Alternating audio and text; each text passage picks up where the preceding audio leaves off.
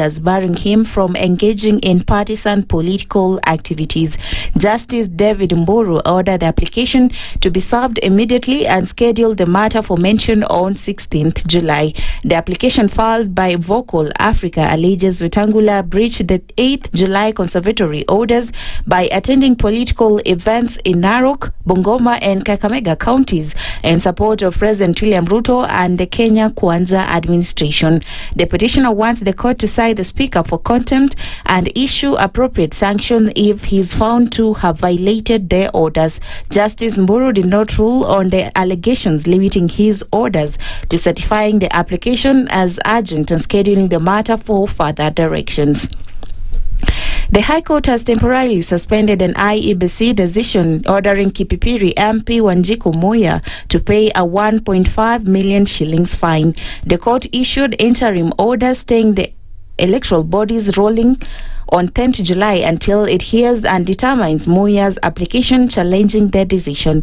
Muya moved to the High Court seeking to hold enforcement of the fine pending the outcome of her case. And Iala MP Kanini Kega says he survived an attack after gunmen allegedly opened fire on the vehicle he was traveling in. In a video shared online, Kega said he and his colleagues escaped and took shelter in a nearby house after the shooting. He did not disclose where or when the incident occurred. Kenyans, you can see under attack. I've been chased by armed police officers. They pointed guns at me. We were only able to escape. You can see I'm being hosted by these children.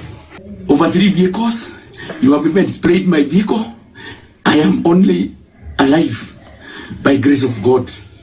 But we are not going to relent on the fight. I want to tell Kenyans that I'm temporarily safe in this house.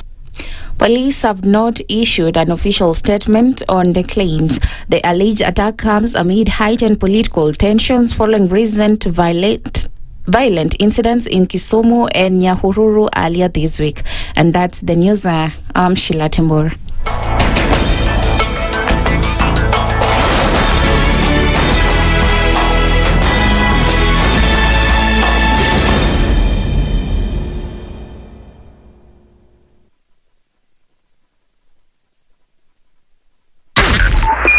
.5 SpiceFM, Kisumu. Broadcasting worldwide, SpiceFM. Online, mobile, and on radio. Facebook at SpiceFM KE. The following takes place from 6 a.m. to 10 a.m. every weekday on SpiceFM. Every time he kept on saying he wants a vibrant opposition. How does it make sense that public money has been used already and then they dare to sell it back to you? Why are they not giving them for free? That's how broken we are. That's how broken we are. They're being sent home now for fees. They're going to fail to prepare. We are compromising the futures of these children. This is the Situation Room. The only way to start your day. The following takes place from 6 a.m. to 10 a.m. every weekday on SpiceFM. You have land, Dennis. Yeah. Okay, your own land. You use your own money to build it, and then you sell it to yourself. But we don't want foreign troops on Kenyan soil. But surely it goes a little bit deeper. This is it. If you find the tree is withering, then you call the person who is managing that tree. Come around. Yeah, Why? Tell me what is first of all, what's the problem? Yes, what is the problem there? How do we expect ourselves to move forward as a country? The Situation Room, Kenya's biggest conversation. The following takes place from 6 a.m. to 10 a.m. every weekday on SpiceFM. SRC's mandate is constitutional. It's not an advice. It's actually something you must do. Must do. Like now you abandon, of course, the narrative of Wheelbarrow, Mutomjengo, Mamamboga, and all those, that rosy narrative. Your expenditure is 3.3 trillion, and you're collecting only 2.5. Out of that 2.5, you're spending 1.8 trillion to service loans and so forth. That the CDF kit, it's itself a symptom of corruption. This is the Situation Room. the only way to start your day.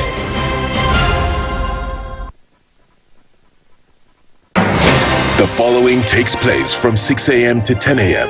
every weekday on SpiceFM.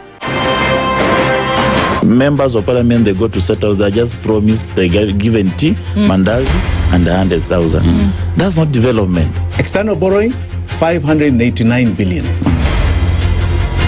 Are we on the same page? What did parliament pass? If anything happened to our president today, God forbid, that man would become president. Na ndio alilenga hizo stories za Shakahola. The real thing is our constitution has only one person who is accountable to us. This is the Situation Room, the only way to start your day.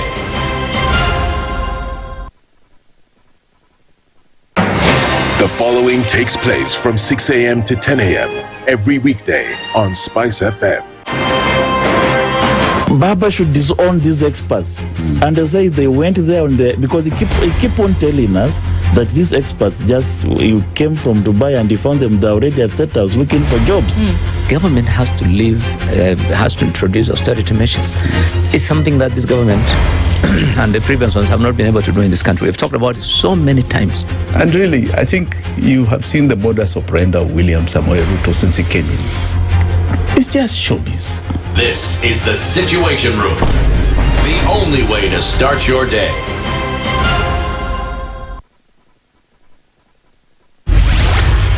Mature, intelligent talk. The following takes place from 6 a.m. to 10 a.m. every weekday on SpiceFM. Every time he kept on saying he wants a vibrant opposition. How does it make sense that public money has been used already and then they dare to sell it back to you? Why are they not giving them for free? That's how broken we are. That's how broken we are. They are being sent home now for fees. They're going to fail to prepare. We are compromising the futures of these children. This is the Situation Room, the only way to start your day. Mature, intelligent talk every morning. Spice up yourself.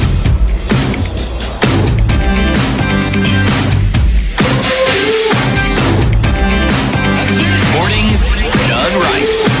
94.4 Spice FM, Nairobi. Okay, good morning. Good morning. Good morning. Good morning. How are you? Salama. Why are you saying Why are you humming? I don't know. You know. How are you? I'm all right. Ko fresh? Salama kabisa. Nice. Tami niko poa, nashukuru. Very good to see you this morning. Good to see you. Your sweater is nice. Asante. Are you thinking about that fashion line? I think I should now. I think I should. You know, so, like this sweater is like 7 years old, I think. 7? Even? It's vangi too. Okay. The cold does it. The cold things. brings out things that, or you would imagine that they do. How are you? I'm all right. Good to see you. Good to see you too. It's the 14th of July. 14th? Yes. Hey, today's that day. Yeah.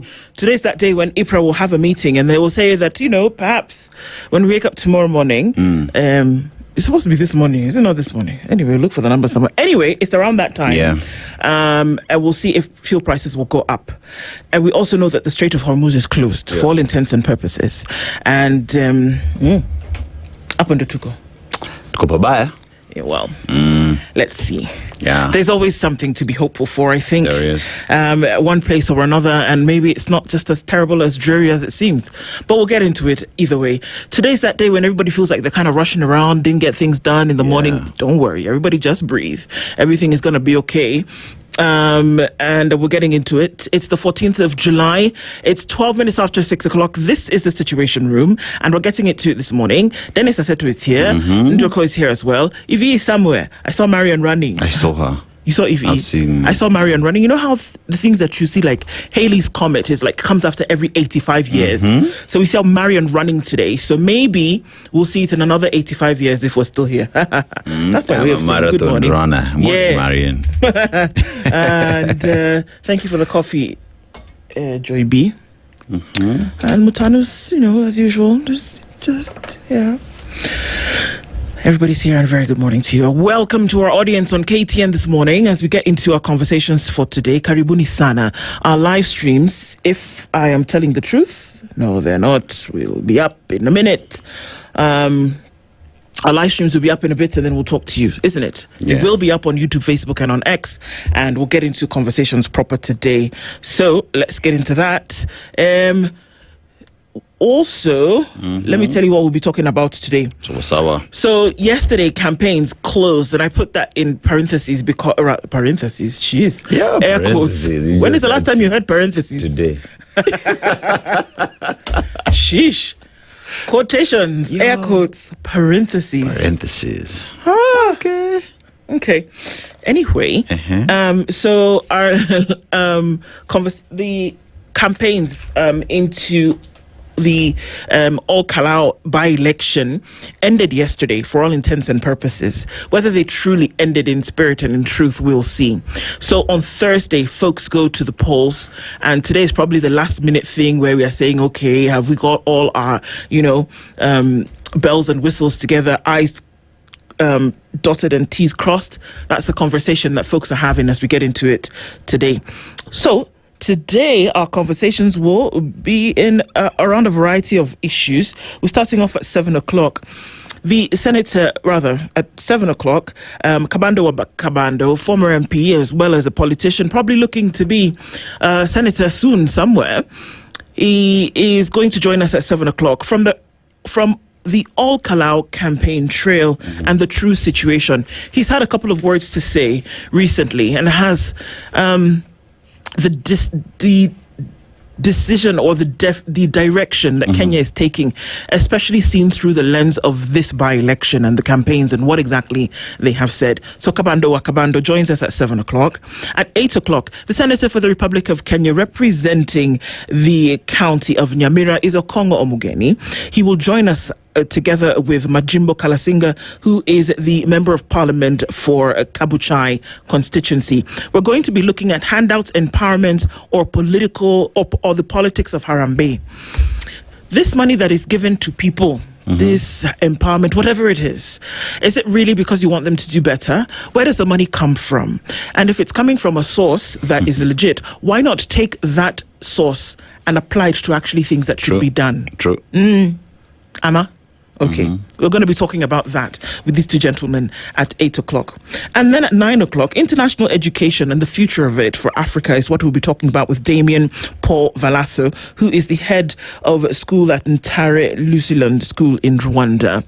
And he's going to join us in the Situation Room this morning. And we're going to be looking at whether the international education is actually one that folks will be looking into or should be looking into the future for Africa. And so that's how our conversations go today. Karibuni sana in advance. Thank you for joining us.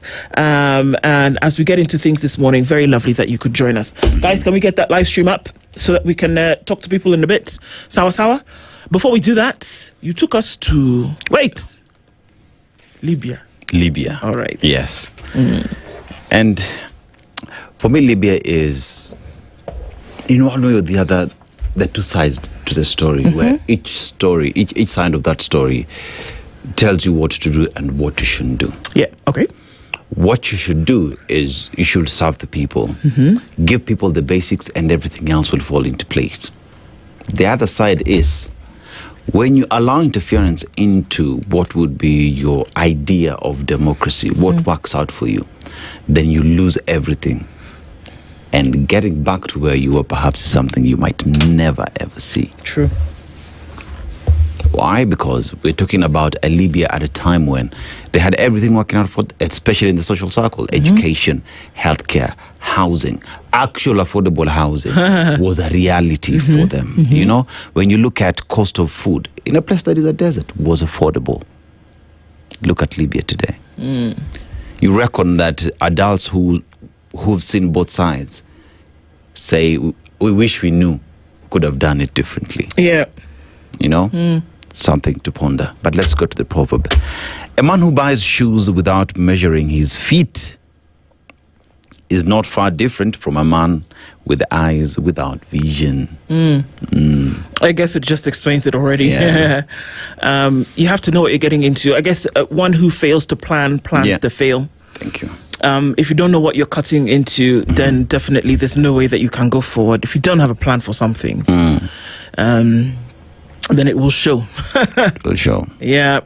Can we put that on a billboard today at Spice FM? Should, eh? If you don't have a plan, or if you don't measure, it's, I guess, can you imagine a tailor who just says, okay, well, I'm just going to sew and then hope it fits? I mean, it's not going to work. Give me a 360. It's not going to work. I think you're size 28. It's not going to work. You don't have a plan. Yeah. You know, there is a common phrase that we're hearing now. Kaini tuwapange. Kaini tuwapa. Kaini tuwapange. Usipojipanga we mwenyewe, utapangwa, and after kupangwa, you'll have no room to complain to anyone. Why? Because they did show you exactly who they were, what they were doing, and you didn't see that and acted. True. Venye inafaa. Exactly. Yes. Nyipangweni tu. Yeah, if you don't plan, we're going to definitely have an issue there. All right, so indeed, there you are. Live streams are up on YouTube, Facebook, and on X. Evie, good morning. Oh, yeah. All right. So as we get into our conversations today, we just want to say a good morning to you. And those of you who listen as we get into it through the work day, through the school day, through the business day, through the things that affect you on a daily basis, thank you for being here. So let's see where you are Let's see where you are this morning, and let's say a good morning to you. Peter Kiarie is tuning from Mombasa and says, somewhere out there, someone is listening to birds instead of breaking news. And the world feels a little more hopeful. I agree. Somebody's stopping and smelling the roses. Somebody's breathing in that morning air. True. Yep. I guess we all can. Opening their chickens to just go and run around. Someone's actually tying their dog right now. Hi, Dad. How are you? Okay. That's someone, you know them. Martin Gashia says, good morning. Tuned in this morning. Robert Mbogo is also tuned in from Mombasa. And George Adimo says, good morning, Spice family. Rongo, rain has resumed. All right. George Adimo, okay, yes, well done. I guess congratulations for the rain. Is it a good thing? I don't know. Henry Accepted says, good morning, Spice family. Tuned in from Gunicracy land. Hey, guys are coming up with new words every day. I'm telling you. Many are intimidated here. Be bold, be strong, good day. Let me tell you something. The introduction of such is not a new thing. True. It's been used to cull people. It's been used to instill fear. And exactly that is when you're feeding into the hands of those who used them. So it's what you're saying, you're feeling fear. That's what their intent was. That's what they wanted to achieve. Yeah. So, I mean, this thing about things that can drive out fear, one of them is perfect love. Just that we can do better every day. True. We really can. Okay. Can you imagine when those guys go back to the office and say, we achieved what we wanted. What? You've beaten up people, you've maimed people, you've killed someone. Yeah. No. Madly African says, top of the morning, Nduh and Aseto, and to you too. Leo says, good morning, Princess Nduh and Aseto. Kenyan police have been seen to work ineffectively when it lacks interference. The question the bold newspaper should dig into is who's tying their hands in the goon issue. I don't even know that anybody's hands are tied. I just feel that people just don't want to do what they want to do.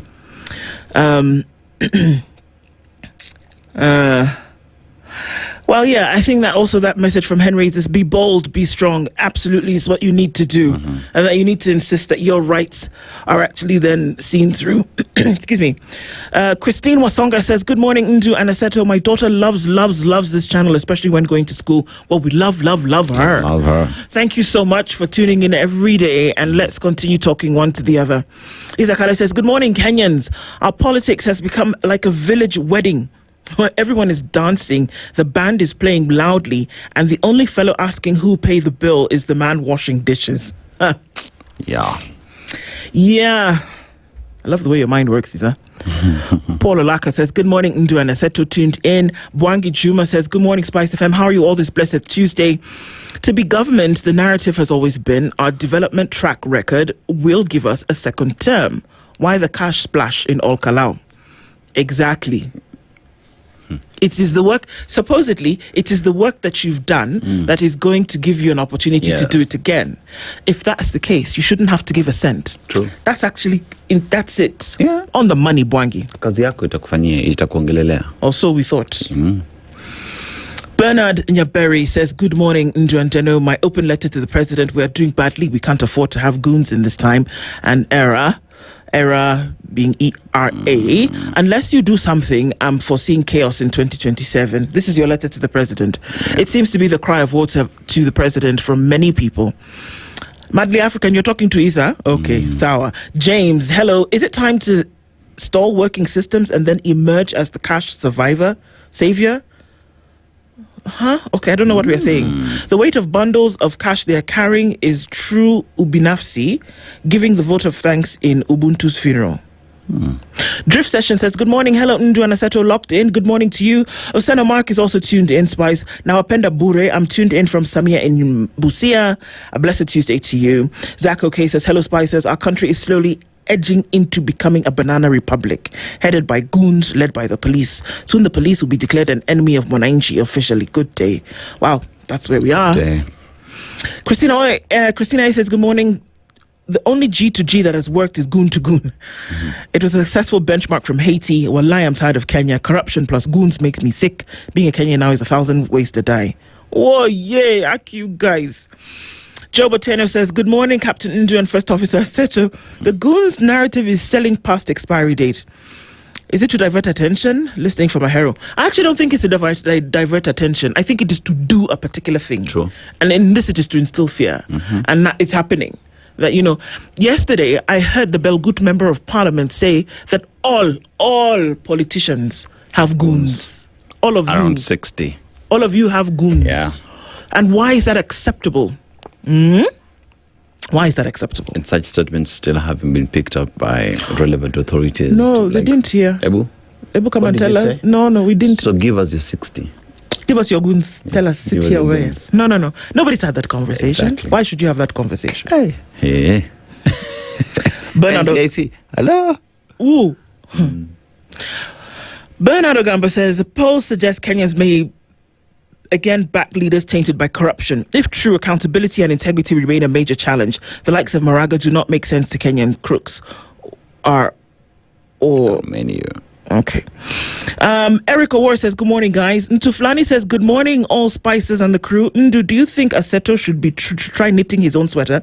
Something tells me it would come out phenomenal. Well, you know what? He can bake. Do you knit? Yeah, my mom does. Okay. That's one thing my mom never transferred to me. She never gave that on to you? Yeah. The man doesn't knit. Sorry, Ntuflani. We tried. We'll just stick with baking for now. Do you And knit? he can wear Aseto sweaters. Do you knit? Do I knit? Yes. Okay. I haven't done it in a while, but it's one of those things that you did in home ec and you learned it and then you just went with it. Good morning, blessed crew. Oh, sorry, did I skip a couple of people? I think I did. It's Kenny says, hey, good morning. It's Kenny here from Kambu. Good morning to you. I just realized that the government is really working hard, but on the wrong things. Kins of Friends says, good morning, Spice family. Good morning to you. And good morning, blessed crew, says Daniel Churro. I want to thank all of you media people, especially Standard Media, for helping shine a light on the darkness. That's the only way to defeat it. Much appreciated and a good day to you. We appreciate you too so much. Thank you. Robert Nyanga says, good morning, tuned in from Birikani and Voi. Eric Nganga says, good morning. There will be no state of emergency come 2027. As they are planning, we shall vote this government out. Mapema ndio best. Even do me honor. All right. Wanda says, good morning, Nduh and Aseto from Toronto. An American working in DRC tested positive for Ebola over the weekend and was flown to Frankfurt and is responding to treatment. At least that is a win. It is actually a win. You see, those things can happen. Yeah. You can get sick. You can be flown to another country, you can get treatment, and you can carry on. I still ask the question, what's to be made of the supposed facility? Or that was stopped because of court orders? They listened? That's the thing, yeah. No, okay. So they can finally listen. Right. Yep. So they listened in They this listened. Okay, voila. Very good. Good morning. Watching from Dallas in Texas is what Beatrice Omanwa says this morning. Good morning to you. Samuel Kiama says, listening from Abu Dhabi. My people, this great. You're the best. Akuna kirefu akina mwisho. Wait and see. Okay. The Spice News. Somebody's called the Spice News. Good morning, everybody. Yet another day to Spice again. Kabisa. Jimmy Munuthi says, good morning. It's cold out there. It is? Okay. Sawa, I guess so. Wanda already has a name for your line. It's called the Aseto Couture. It needs to launch soon. I love that sweater. Unaona sasa unatuwestia time kama raia. Inakam. Take a photo shoot soon. Sindio? Yeah. Very, very soon. Wait, there's someone who's missing. Yeah? Nothing good will come out of cake. Where is Kimiak? I didn't see him yesterday. He's not here today. Kimiak, petition has been launched. Please, let us know where you are. You know, yeah, it's true actually. Kimiak, is just wave or something. Say something. Say something. Proof of life is required. Yes. At this point, so that we can know exactly what's going on. Sawa. All right. Kidogo tu. Let's see what's happening. Hapa chini na huko juu. Alafu tutakuja kuangalia nini inaendelea huko ndani. Very good. Good morning everybody. Karibuni sana. This is the Situation Room, the only way to start your day. The weather with SpiceFM.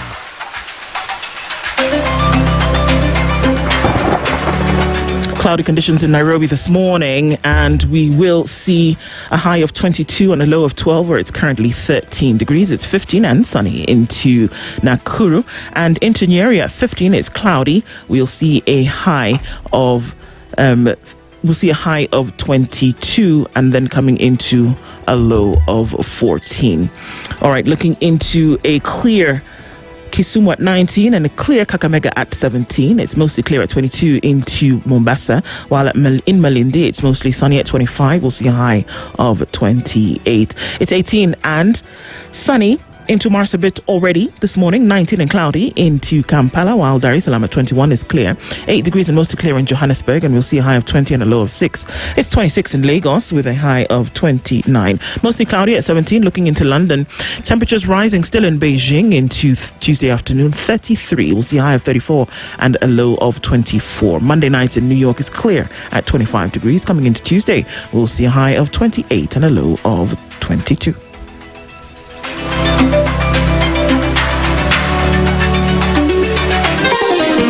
Chilled Spice.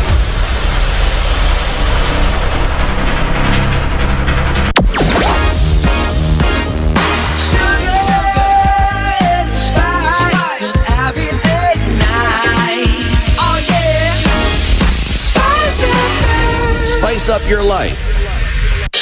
Hi there, it's Yolanda Mulwa. Your mid-mornings just got a lot sweeter. We're celebrating a massive milestone because our friends over at the Karen Herb are turning 10. And they're not just celebrating for a day, they've lined up something incredible every single day from July the 12th to August the 2nd. I'm talking Wellness Wednesdays, Fashion Fridays, exclusive anniversary store offers, and a massive weekend experience you cannot afford to miss. Want to know how you can be a part of the celebration? Then tune in to Sugar and Spice every weekday from 11 a.m. and get all the details.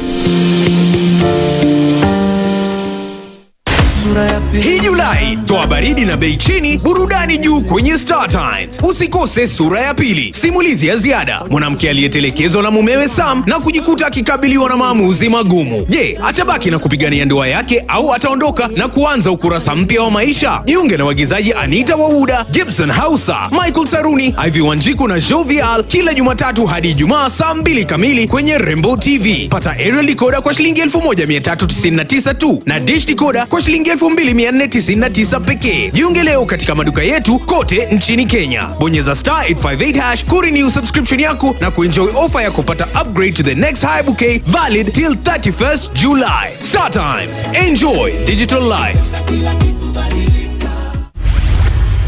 Mature, intelligent talk every morning. Spice up yourself. Mornings done right. 94.4 Spice FM, Nairobi. Okay, yes, Jennifer Atenyu, we see you. Very good morning. You know, zinakuja kama tunaenda, but we see you. The love is here. Kabisa, good morning to you. And Ambassador Beja is tuning from London today and says a very good morning. And Jera says, good morning, watching on my way to work. Are you driving? Don't drive and watch. To know. But lovely that you tuned in this morning. Samuel Kema says, I hope soon we'll be able to hook GOG will be out. Okay. A predictive text is a thing, eh? I think it's writing other things for people this morning. But yes, everybody, karibuni sana. Thank you for joining us today. Let's look into the headlines. I'm going to start off with Kenya's bold newspaper, The Standard. The irony is what is on the front page of The Standard today. And this is what it reads. They sent Kenya's finest officers to tame Haiti's gangs, yet back home, murders are rising. Civilians live in fear. You see that comment that we made earlier? It's already happening. And the president's own security has become a subject of ridicule. Meanwhile, Interior CS Kipchumba Murkomen plays politics. PS Raymond Omolo's name surfaces whenever goons are discussed, and Inspector General Douglas Kanja presides over confusion. There is no longer a ministry Kenyans can trust to keep them safe. This, rather, is no longer a ministry Kenyans can trust to keep them safe. Instead, it has become a symbol of incompetence and national embarrassment, where political ambition is better protected than lives and property. That is the headline on The Standard today. I read as written. The pictures there under the office of the President, Inspector General of Police Douglas Kanja, PS Internal Security Raymond Omolo, and the CS Internal Security and National Administration is CS Kipchumba Murkomen. We'll look into that. We will talk about it at some point this morning. Wave of armed robberies expose gaps in crime detection and prevention. There are armed robberies that happen when people are masked. There are armed robberies that are happening people in the middle of the day who are sitting at, in the afternoon. It's all happening. I just saw that police actually gunned down one of the suspects. Yes. In the Chaiwali incident. Yeah. You see, the police that Evans Ogada was talking about yesterday, those ones who actually, those are the ones. Yeah. Do you understand? The ones that you put out to just be looking at people as though they're looking at a picture in a museum. No. Those ones. Those are the ones that are, probably if they put them on the beat for 3 minutes, you would find that a lot of these things that we're talking about would be snuffed out. Yeah. Now, your bread. Oh, sorry. I want to look. There's a column here on page 2. Grade 10 learner registration for CBA kicks off. You wonder what that is? The Kenya National Examinations Council has opened the registration of grade 10 learners for the first round of senior school competency-based assessments. We know that happens now. This coming couple of months, right? There's a big exam that happens for grade 10s. So that portal has come open. Now let's go to your bread. Literally, your bread. Your bread biscuits could contain harmful fats, health experts warn. We know, but we like our bread. But sorry, health officials tighten rules. Health officials tighten rules. Industrial trans fat found in most processed foods amid a rise in premature heart disease. The Ministry of Health is reviewing food regulations to remove industrial trans fats from food supply. There's this, I told you people about agege bread. Yeah. Is one, man, that bread is like, sheesh, it's Father, Son, Holy Spirit, then agege bread. Agege bread. It's heavenly. But now what they're telling us in some of those things is that it's not good for us. Okay, we should not. That does it mean now baking should continue? I don't think you use trans fats when you bake. No. From what you've told us. Yeah. So I think you're fine. Yeah. Experts say the fats commonly used in processed foods to improve taste, texture, and shelf life are contributing to the growing burden of heart disease. Somebody once told me that she went to there's a particular bread that was made. I can't remember if it was EVE who told us that this bread is just forever fresh. Now you see that thing that makes the bread forever fresh. And trans fat. It's not good. Don't like it. So the texture and everything that's made to keep it that way, they're saying no. So if you have bread and it's gone off in a couple of days, that's the kind of bread that we want you to be eating. True. The one that you can come and find on the shelf a week later, likely that you don't want to be eating that. A student's death under probe as kin cry for justice. Kenya Medical Training Institute Nairobi campus student who was found in her room dead on the night of the 7th of July was scheduled to sit her final exam starting yesterday. Anne Adhiambo was pursuing a diploma in clinical medicine and surgery before she died under unclear circumstances. Well, the thing about investigations is that you do them so that the circumstances then can be clear. I think the 5 suspects are being pursued, and the incident started because on that fateful day she was going to church, then saw someone wearing what would be her pants. She called her out, and then they called her back into a room. That's where they beat her to death. Allegedly. Because autopsy results indicate that she died from numerous head injuries. Yeah. And, Where is the love? That mom broke down. Yeah, she did. It was crazy. Where's the love? Where's the love, man? Where's the love? Security officials under scrutiny as goons run riot, terrorize citizens. It is happening, and that's the truth. No matter how you try to paint it, that goons have run amok in the country and that they're being used. You've been told that every politician has their goons. Yes. You might want to do something about that. In fact, they've actually made your job easier. Because they've told you who has them. They've told you on whose payroll they are. All you And how need many. to at IBAS. And all you need to do now is rock up to the guys and say, excuse me, we've been told that you have. Can we come and have a conversation? Hapo ndio tunaanza. I don't even understand why we complicate it the more. Every time you try to cover something up or make it seem something else, you blunder. Now, in this case, whether it has been a blunder, you've told us that all politicians have them. So, see, now you act. Ama? Yes. Okay. Alarm over electoral offences as all cloud polls campaigns end. Why is there alarm? Why are we surprised? Why don't we do something about it? Alarm. Alarm is the one that you snooze. This one now, you know what they've done? In fact, this alarm that has been sounded, you know what they've done? They've snoozed the alarm. Thank you. That's what they've done to this alarm that has been sounded. Next 15 minutes. Next 6 months, we've snoozed the alarm. At the next what? 6 months. Okay. Just be sleeping as things are going rotten. Electoral offences, just looking at them riding over there.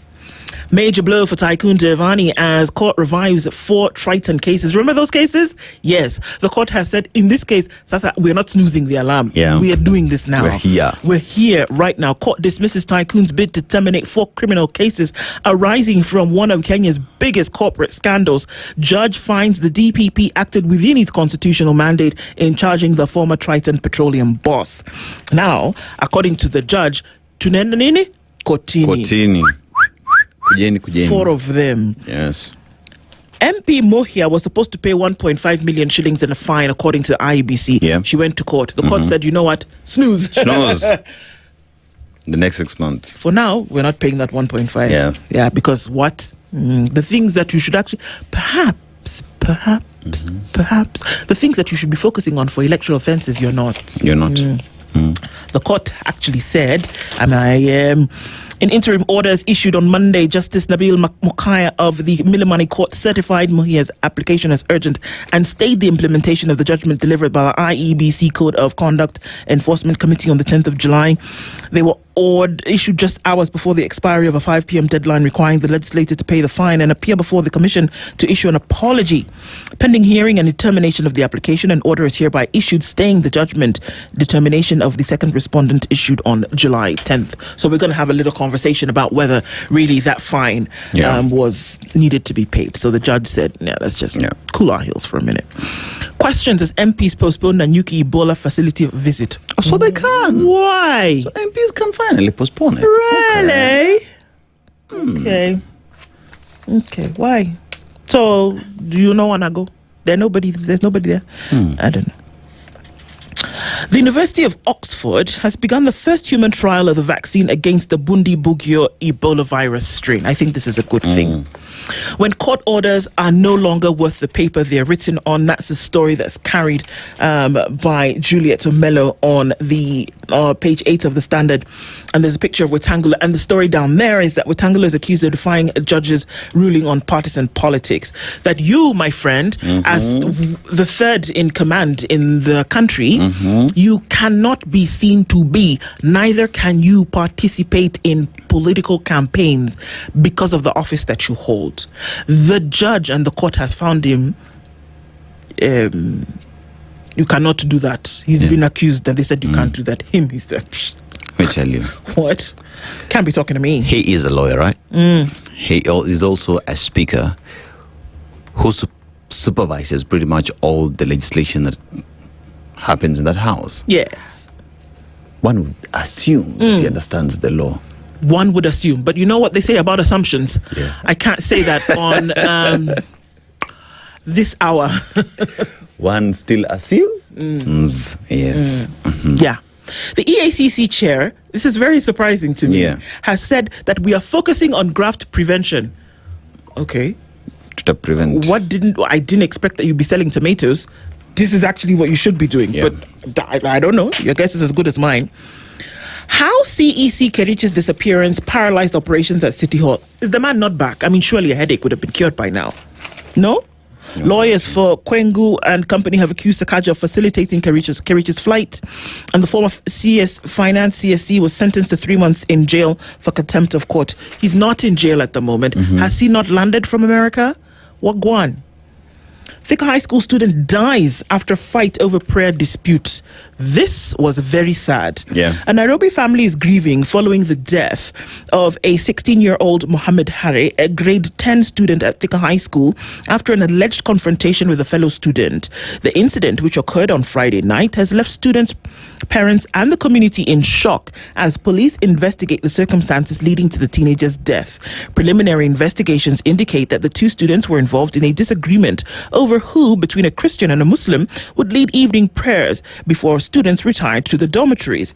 The disagreement is said to have escalated into a physical confrontation, rather altercation, during which Harry allegedly fell and was rushed to the school dispensary. Noor Hassan, Harry's mother, said she received a phone call from the school's deputy principal informing her that her son had been involved in a fight with another student and that the school was handling the matter.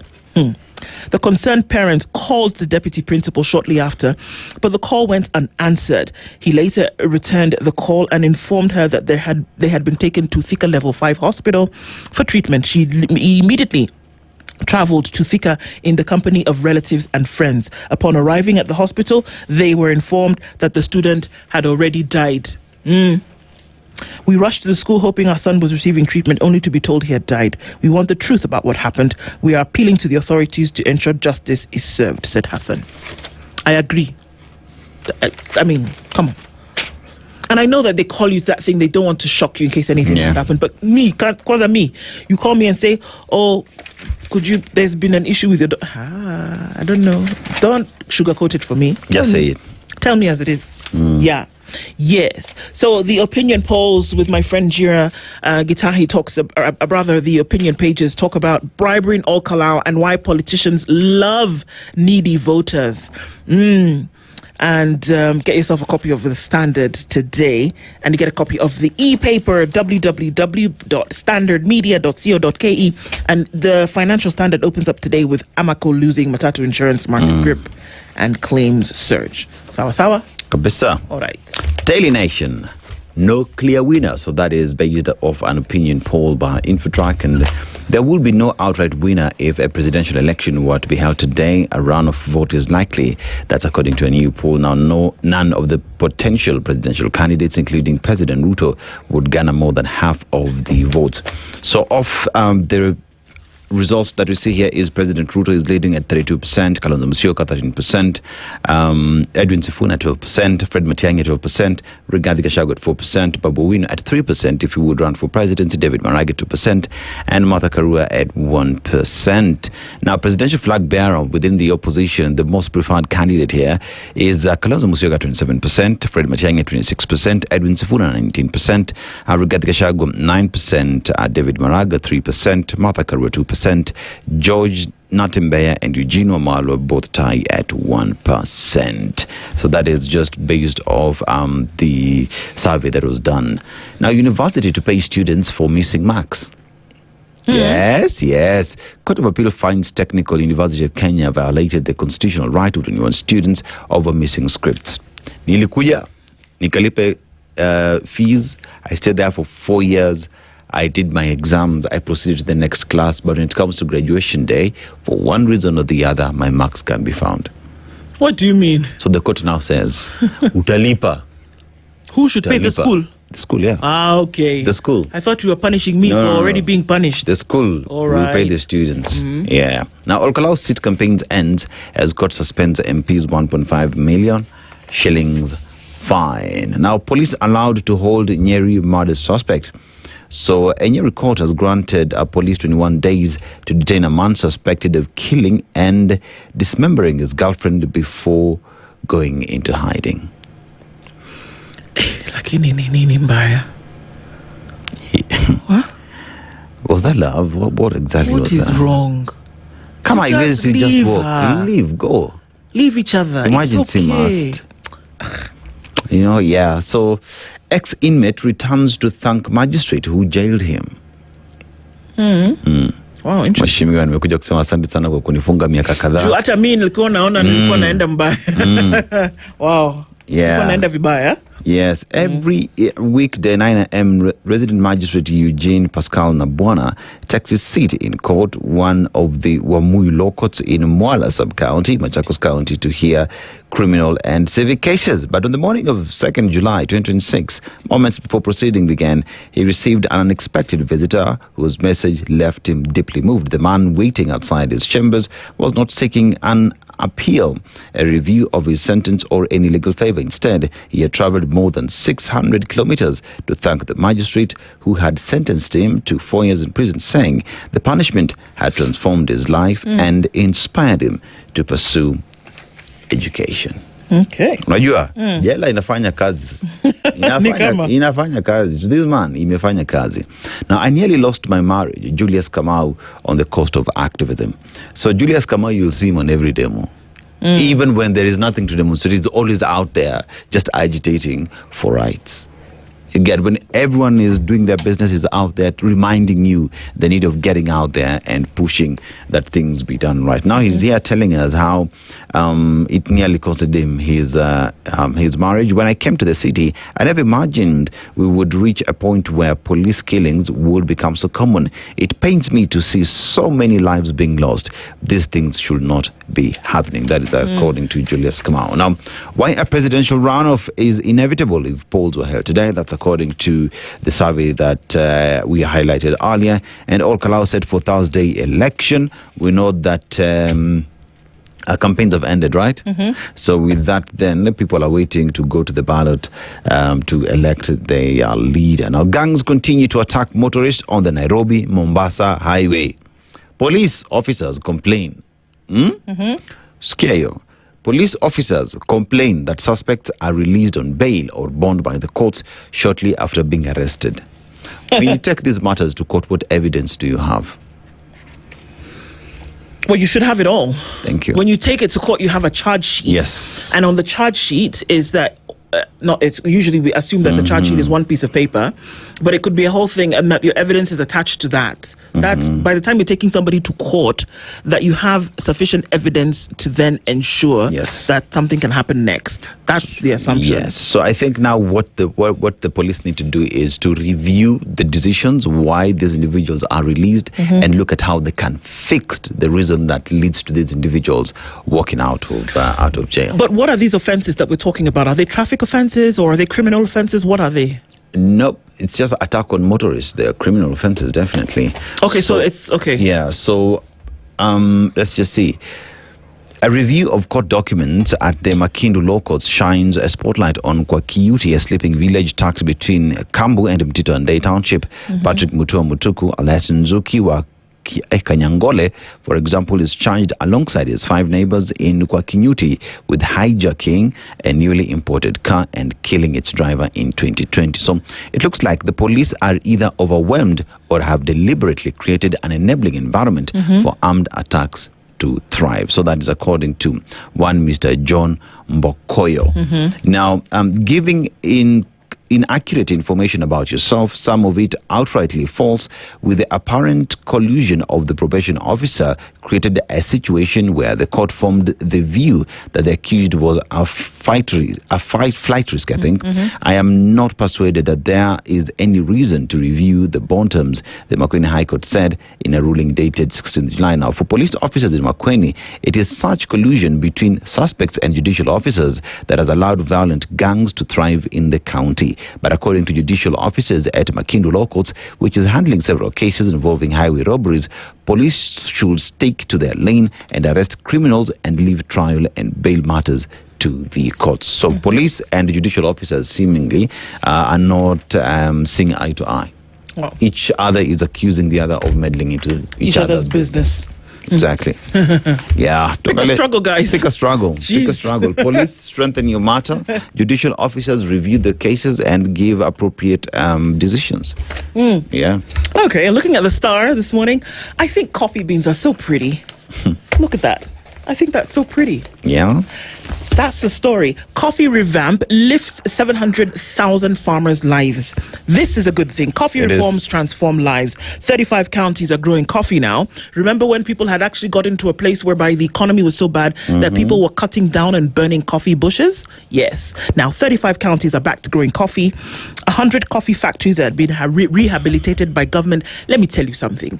I often say that government are the worst communicators about what they do. Yeah. And that the truth of the matter is that there are many things happening. The bees, the factory, the runners, they're actually getting things done. This is a testament to that. 100 coffee factories rehabilitated by government. That has happened. Yes. You can actually see that. So for the things that you can see, you should actually celebrate them, not the things that we cannot see.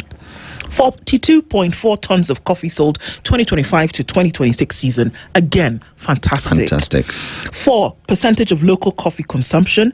Maybe Kenyans could I think, if I'm not wrong, I think that tea is more consumed in Kenya than coffee. Yeah, true. All right. True. 210,000 acres under coffee in Kenya. Again, another thing. 668,414 farmers who have benefited from the Cherry Fund. This is a fantastic thing again.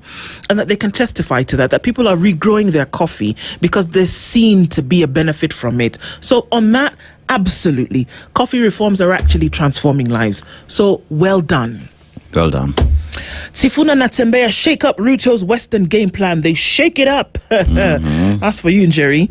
And they're saying that, the 25th of July could mean something. Let's see.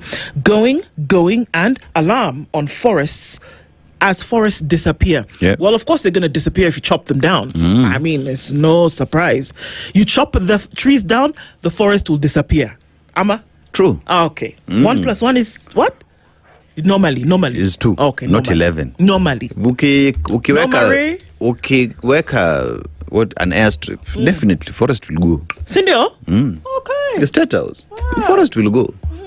Someone was complaining yesterday how I think Ngong Forest has been hived off by Talanta Stadium. Almost 80 something acres. Oh, that's a lot. Ouch. Yikes. That's quite some acres.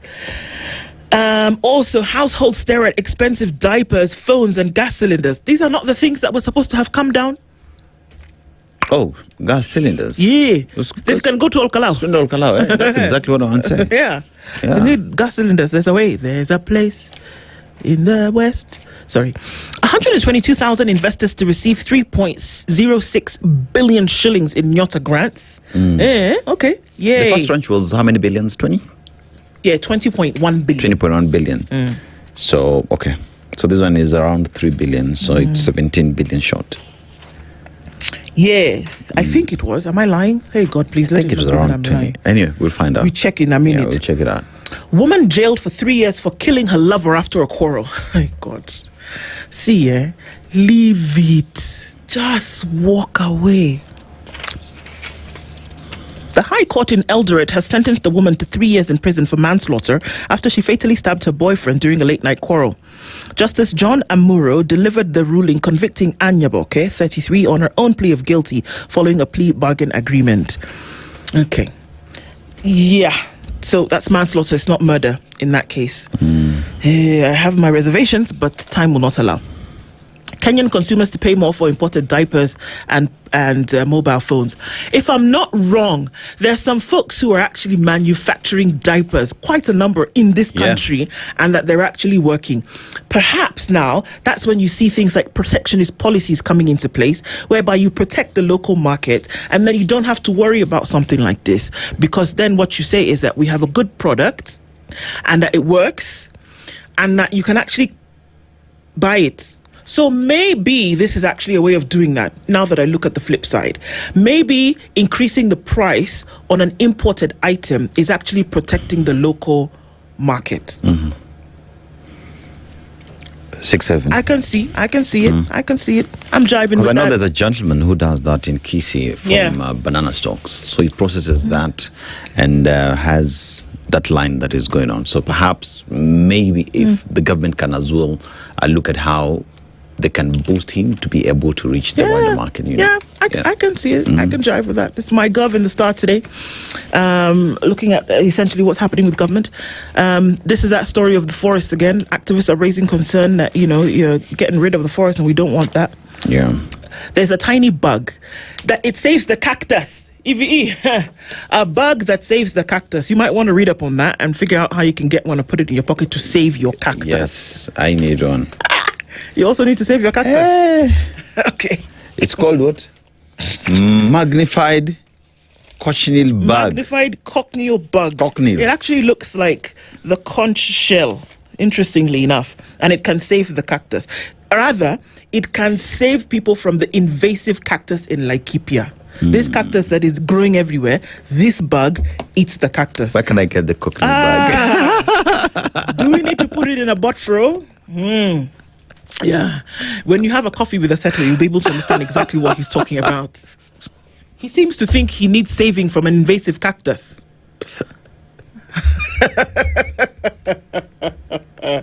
Hey, okay. But that thing is scary, though. Hey. The cactus? That bug. The bug. Oh, okay. Yeah, that's interesting, though. But I think science is such a wonderful thing. Kabisa. That who sat down and said, you know what? I'm going to study this cactus and I'm going to study nature, and I see this thing. And this thing consumes this thing.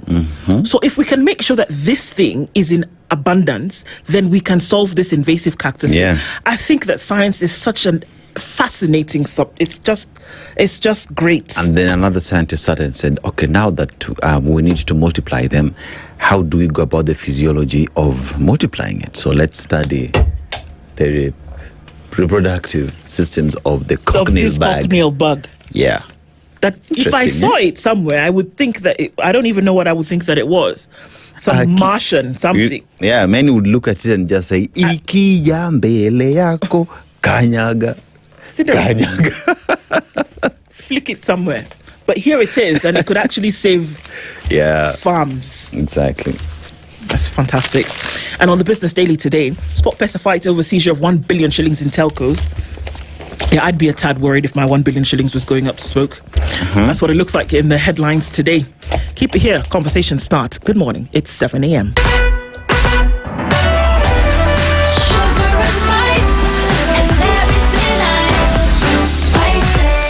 Spice up your life. Spice FM.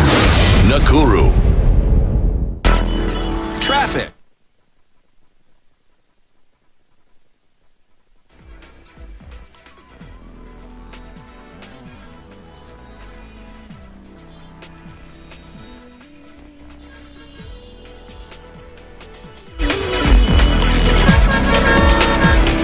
The latest news from around the world. 94.4 Spice FM.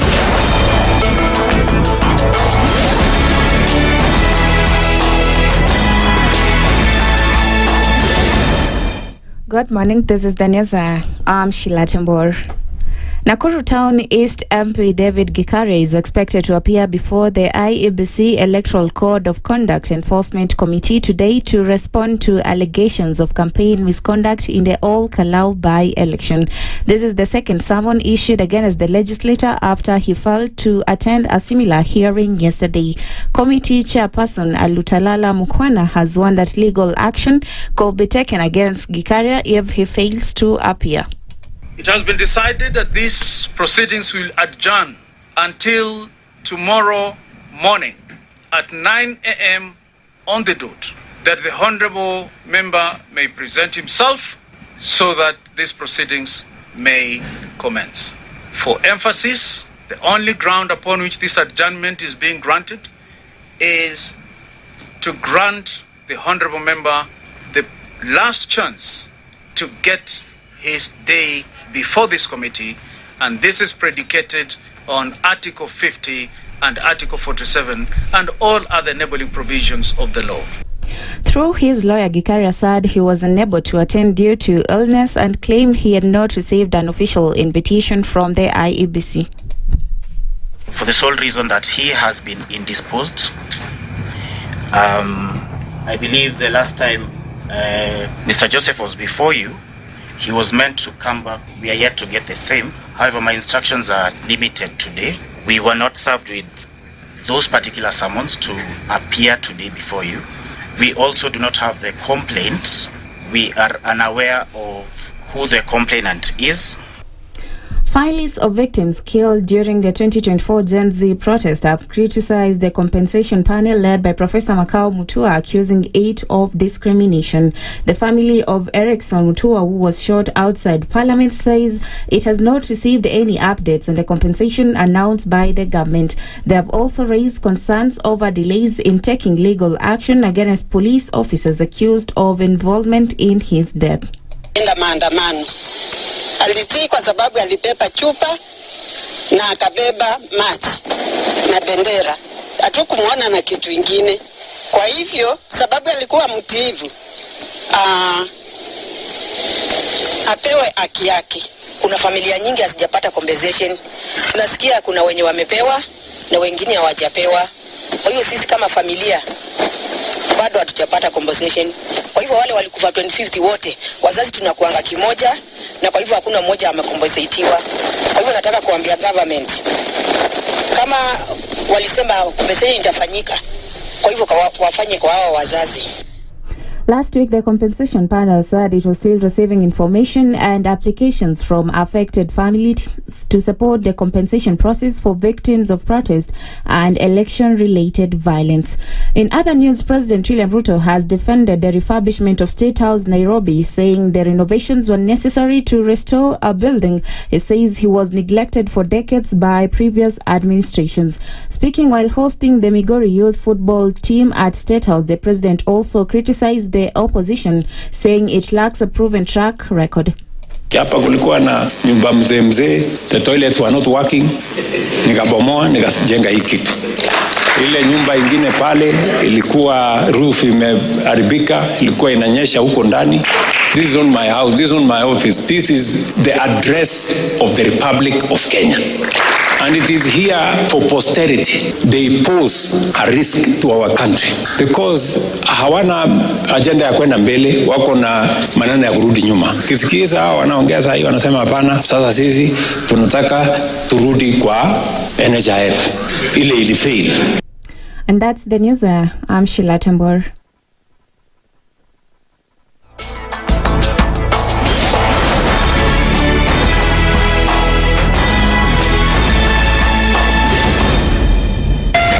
.4 Spice FM, Nairobi. The following takes place from 6 a.m. to 10 a.m. every weekday on Spice FM. He is himself actually has admitted that he bribed members of parliament, so... he admitted that he bribed members of parliament? Well, when he said... The government. Yeah, when he said that he gave the 10 million was for what? We're always quick to point faults in somebody else before you look at your own faults as a person. If it was Kanu's day, hii amuka naye leo, ungekuwa umeenda bali sana hii. So when we must celebrate you. There are 600 million people now globally estimated to be living with diabetes in the world. So it is a major health problem. It's the largest single disease rising pandemic that we're dealing with right now. The Situation Room, Kenya's biggest conversation. One of the things that are in our country is negative ethnicity. You find you as a state officer, instead of thinking as a Kenyan, you think like a tribal person. Let me tell you something. The biggest problem we have had in this country is a leadership deficit.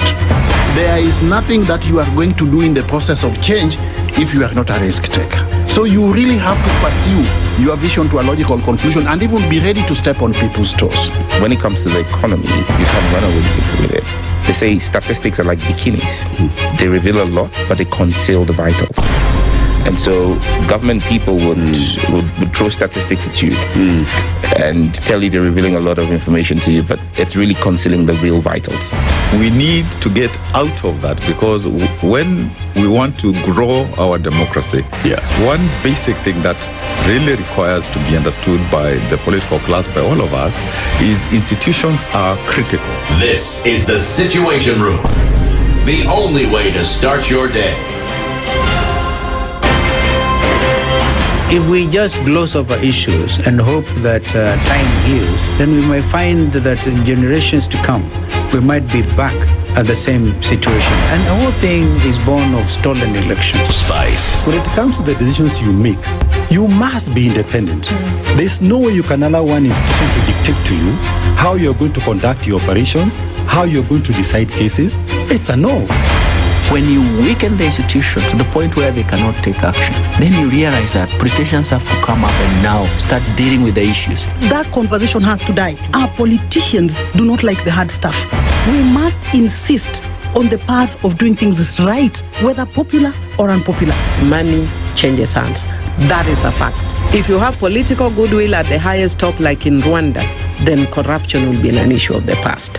If you don't have political goodwill at the top, we will pass laws, we will amend laws, we will continue passing laws and re-amending laws, and nothing will happen. This is the Situation Room, the only way to start your day. Mature, intelligent talk every morning. Spice up yourself.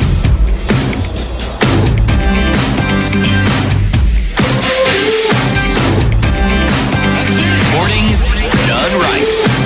94.4 Spice FM, Nairobi.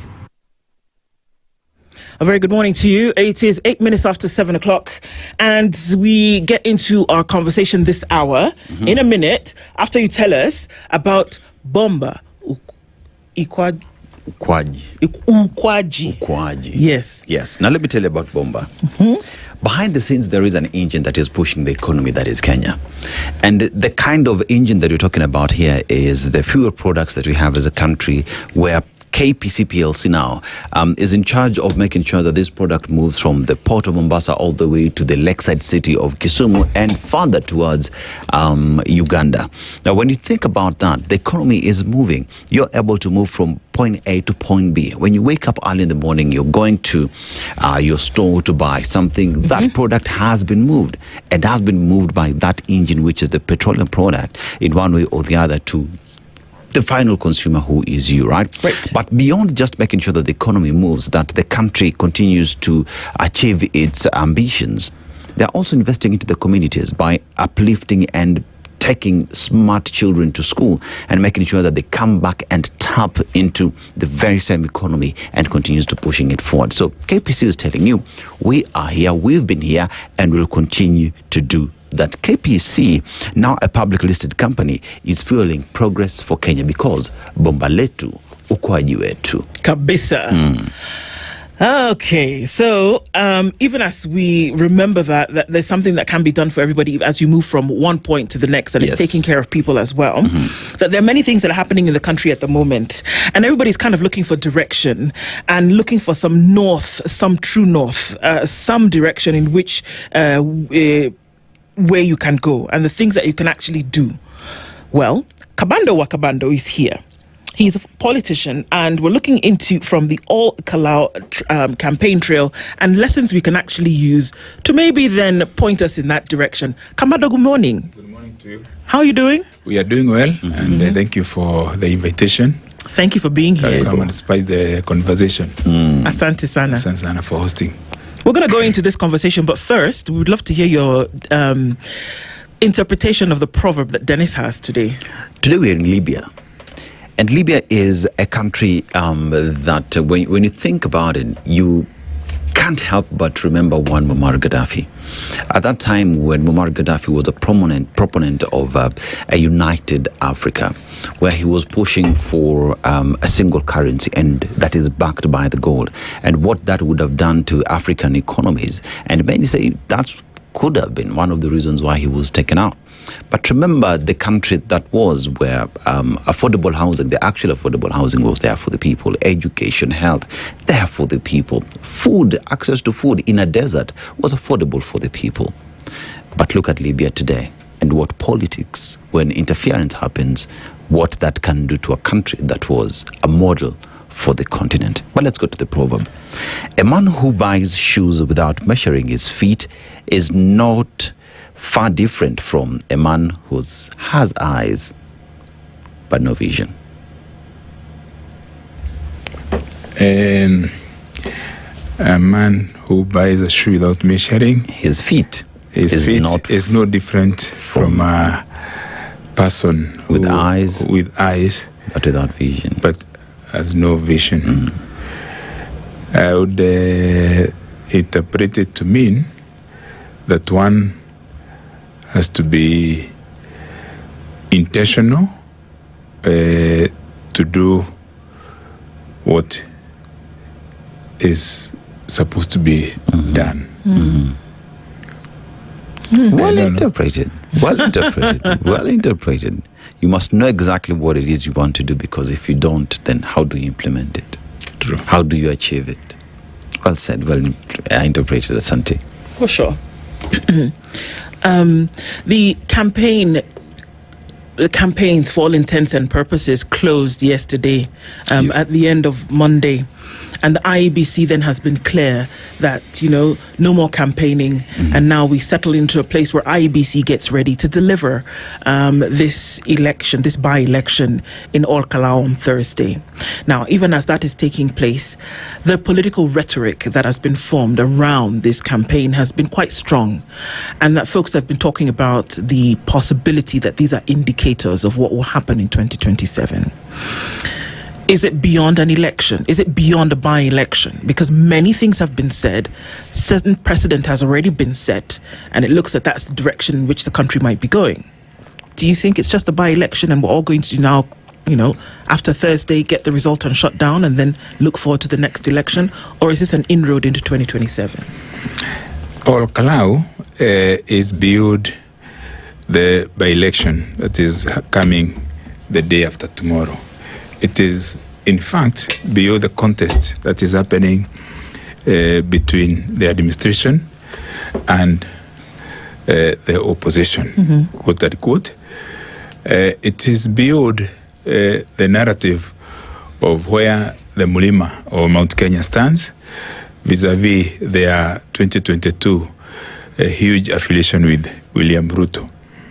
Orkalau is a statement of the national conversation, and it is an indicator of what is likely to be done by the incumbent administration in defense of its previous staffs or the areas where it dominated, and also an indicator of what the citizenry will likely do in the next election. Orkalau is perhaps the only by election where the bigwigs of the political parties have kept away for very easy reasons to understand. Yeah.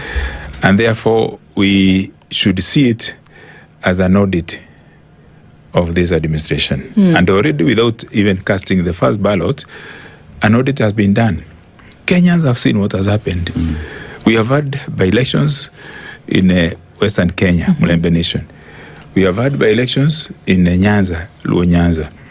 At the coast, we had a by-election in Magarini the other day. In northeastern Kenya, northern part of Kenya, we have had by-elections. But no other area has what has been done by the UDA administration, specifically by the party leader of the Kenya Kwanza, William Ruto, in Orkalau. I think it is a thinly veiled message that the administration has panicked. The government has stopped working. Every cabinet secretary is camping in Orkalau. All members of parliament affiliated to the administration have been allocated millions. And I'm saying millions because it's something that we have seen. We have seen the national budget completely upset in order to fit into Orkalau statement, even trying to create Lake Victoria within Orkalau and delivering a boat. Even trying to dominate the priority that should be SGR to a single cabin trolley as a train in Orkalau. So, in Orkalau, we are seeing a different ball game because it's an audit of a panicky government, a government that is cornered, is marooned, it is very desperate. There have been a statement of severe desperation. I'm telling you. I may not have been there a long time. There are people who have been camping there for the last 1 month or so. Yeah. But I've been there a few hours, a few days, and I had that opportunity to speak to the people. Also among the voters, there is an audit. You know, UD was born in Rorie ward of Olkarau. Okay. Okay, that's where they got the first member of a legislature, an MCA in Rorie ward. And it is what gave impetus to the Ruto momentum within that particular area. The Abadeas and the mountainous villages. Now, we are back to Olkalau. Nearly how many years? 30 years later? 30 years later. 30 years later, we are in Kipipiri. The famous headline of Taifa Leo. Moi, Aoja, Pilipili, Kipipiri. Naye Ruto, tutajua Alhamisi. Lake ni lipi. Now, when I went there, I joined young people. Many people have been assigned. The infrastructure of the DCP party has assigned people police stations, and so you have people managing marshals. They are organized, organic with the people on the ground. I decided to go and join young aspirants, a number of them, who are visiting homes of the elderly. I posted some pictures 3-4 days ago on my social media account, and I would like to mention 2 places that we went in an interior village. One home we went to see an elderly lady who was, I think, the first to vote during the party nominations. Instead of us going to talk to the lady and convincing her, she received us with the stories on arrival in our homestead. And it was like teaching us and warning us what to do. She told us, I come from Teto, in a place called Gatito. My father is Mr. Home, near Kagoberi girls. And so I know a lot of the stories about Mau Mau. I know the stories about multi-party democracy. And when Kenyatta came, when Moi came, when Kibaki came, she talked to us for about 20 minutes. Until we said, we came here for a lesson. This is a lady who has a precision of Kenya's independence, but bitterness about the betrayals that have happened over time. And particularly this time, she says it's very bitter because of the belief and trust they had that Ruto was going to be the spokesman of the hustler. But the hero of the day is one Mzee Wainaina Mbogwa, who has had throat cancer for the last 18 years. And therefore he is speaking through the device. The device. Yeah. Okay. So immediately he came out from the house. They got us standing outside his house. He just, greeted us. And I was very happy because he recognized me. Said he watches TV, so he had seen me the 2 days before. But that's not the story. The story is that he spoke to us again for about the same time like the other lady. And he narrated the story of Kenya. He told us how we are betraying them, how the leadership has failed. He spoke about education. He spoke about the health sector. Mr. Wainaina Mbogwa spoke to us like he was giving us a lecture on how to do leadership and good governance and be of integrity. So when you are meeting those kind of voters, elderly, and after that, of course, we went to a bigger meeting, about 400 people. Then we went to speak to Azes in a welfare group, about 92 of them. So in Olkalau, you get the elderly people. They are not, when you go to those homesteads, you don't see an elderly woman of the age of your mother and you just live like that and you are parking a car. It's not bribery, but you may buy sukari, just like an appreciation, like the way ladies don't go empty-handed and all that. Yeah, yes. Imagine both of them separately, and they are different locations. Because we are targeting them, and they were already identified by our local marshals. Even when they saw, like you are about to give, a present, like asking his number so that you can put something there. just a natural position. They say, no. You can see they are like embarrassed to be given something in a campaign time. They don't want it. They don't want. They need. Like this man has had, Bo has had cancer for 18 years. Yeah. Because they're making the connection. Because they're making connection. If you give me something, it means that you're buying my vote. And all that, okay. So so Olokalau will be very interesting. I'll be. Many people will be, I would say, will be very surprised if there's any other outcome apart from defeat of Ruto party. So who's taking the money though, Kabando? Who's taking the handouts that seem to be coming? Who's taking the mattresses? I mean, this is granted. This is an. That needs to be careful here. But this the folks that you describe are an older gentleman and an older woman who have given you Kenya's history and an understanding of where they have come from and where they are going. And so they've made the connection between, if I take even a token of appreciation from you, Kabando, what I'm doing is that I am making it look as though I'm selling my vote, right? Yes. But then there are folks in Kalau who are still whatever else is being offered, and it's not a token of appreciation, it's the flooding of Kalau with product and things that many argue should have been done through a proper governance structure anyway. But they're taking the money. We have the videos of the people who say, I don't even need to go to work today because there's money that's coming in every day. So is there a divergent view within Kalau about this that you mentioned? It's actually not exactly a divergent view.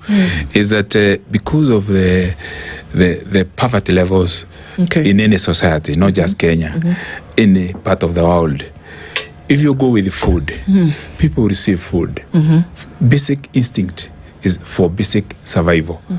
So I come to a neighborhood, I have a truck of sondas or bread. The natural thing will be like if you go to the streets of Nairobi, where you know around, if you go to Jamia Mosque, there are people who are settled their lunch hour during prayers. Even if they are not begging, if you start there, they look upon you.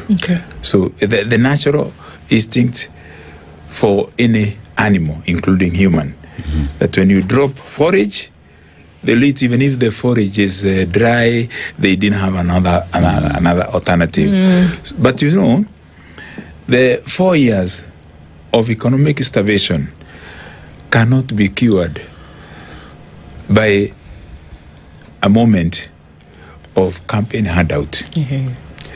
And the audit for the administration is being done not just by the elite, but by those who are carrying the heaviest burden of the atrocities that are happening.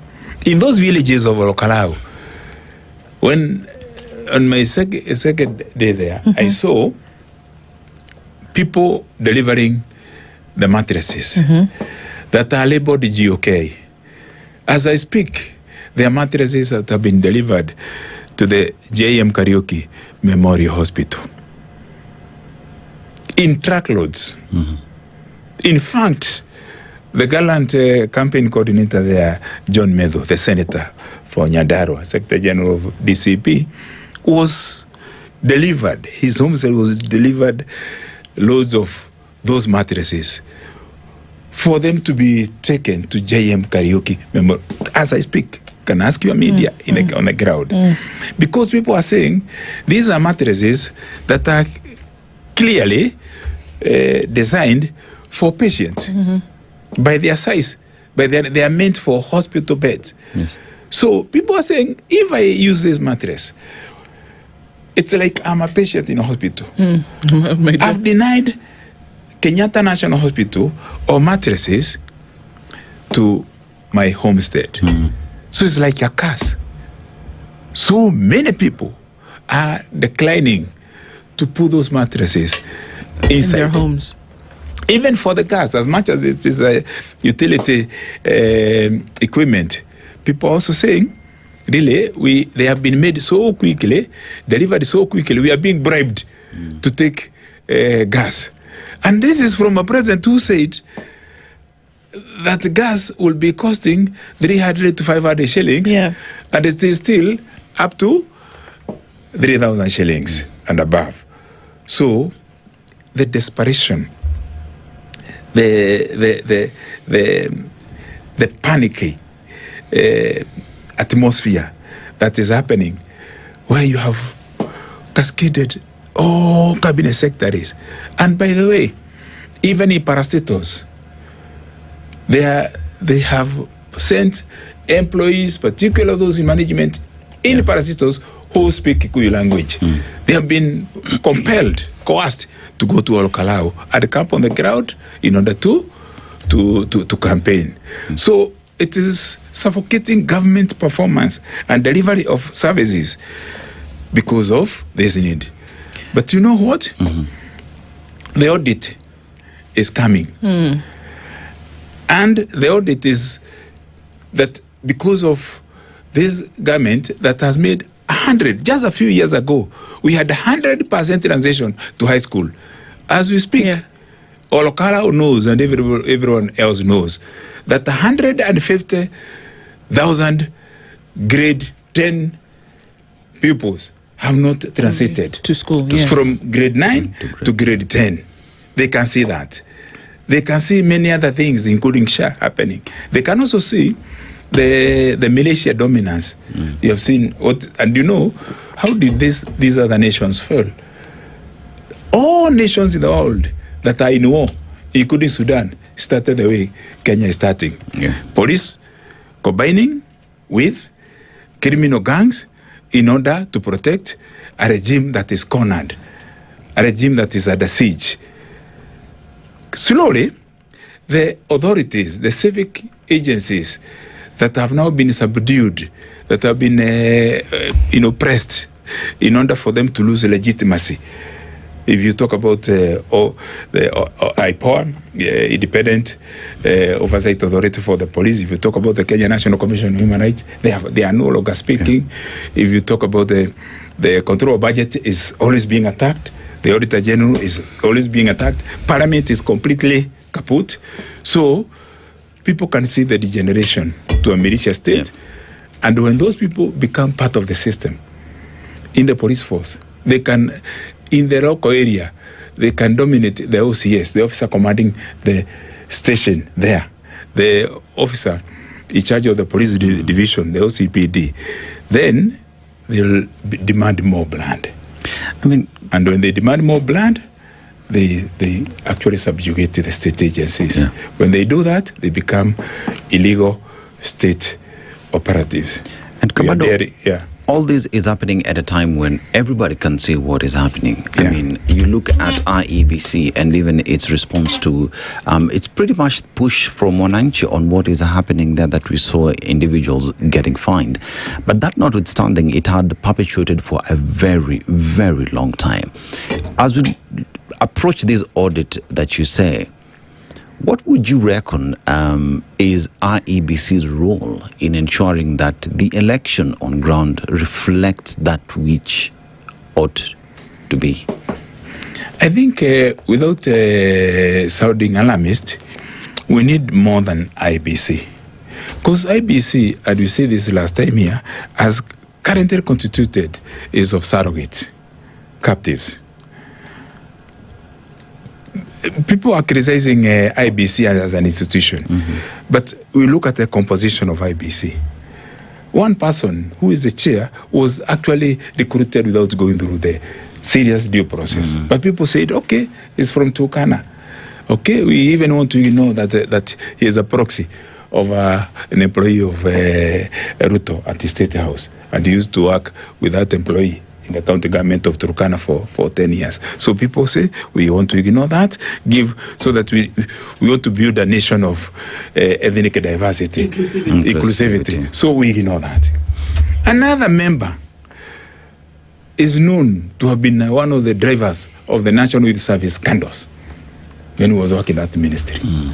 Again, people said, oh, he comes from a minority community in the north, and he has friends within Azimio, so, well, they can work cross-cutting and all that.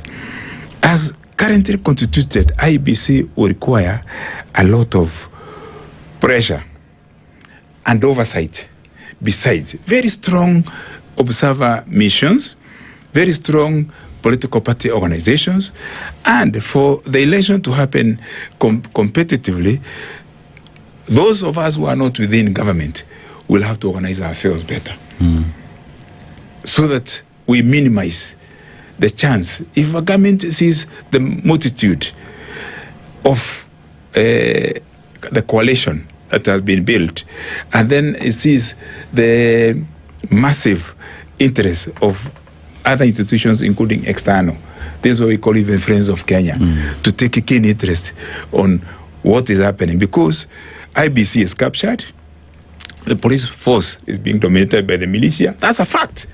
See what is happening everywhere. You know, the attack everywhere, even over there in Kisumu, in Nyahururu. Despite that, all those meetings have been pronounced and advertised very well.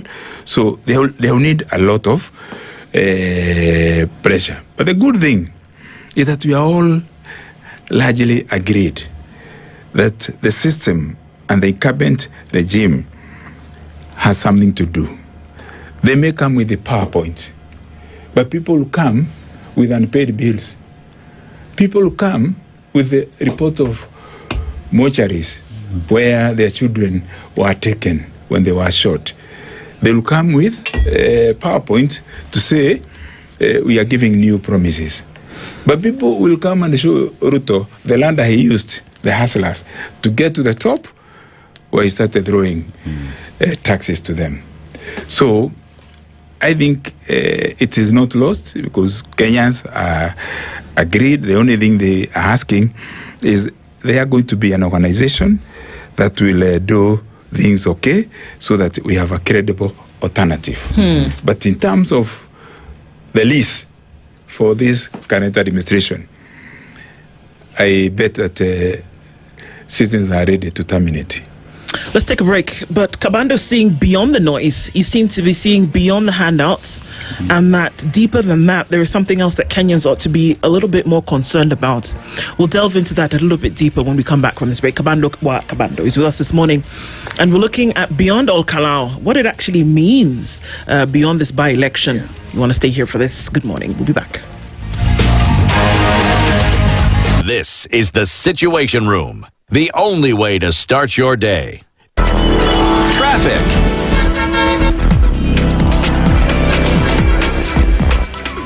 All right, taking a look into traffic hour. What does it look like this morning? It is still getting into traffic hour this morning. Coming off the Thika Superhighway, some traffic. As you come in from that radar interchange, you're not going to have too much problems. Past Githurai and then through towards the Outer Ring Junction, and that's where it all starts. There's traffic and it's inbound and it's bumper to bumper all the way through towards Maranga Road, and then you get towards, just before that, you get to the Pangani Underpass, and that's where a lot of the traffic is this morning. It's also busy coming off of Kiambu Road as you get towards Muthaiga Square and try to take that turn, getting onto around that Pangani area. It's slow, very slow this morning. Also, as you come off of Ngong Road, a little bit of traffic. Let's take a quick look at what's happening right about Naivasha Road. A little bit of traffic there as you now come in from Naivasha Road, trying to get towards Kingara Road, and then through down towards Ngong Road. Still busy there. So let's see what happens. There's traffic also coming off of Langata Road. Some of that will spill over towards Raila Odinga Way, and the rest of it's going towards Aerodrome. And there's that traffic as you try to approach Uhuru Highway. We're in traffic hour, folks. Let's see what happens as we try to get through it. We'll talk. Keep things moving. SpiceFM, KEONX, hashtag The Situation Room.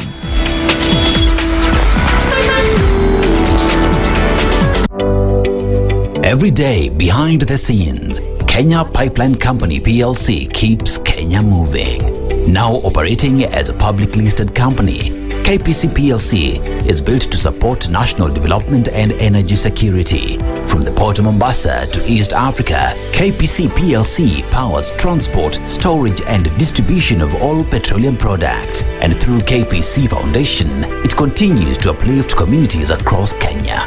KPC PLC, now a public listed company, fueling progress for Kenya.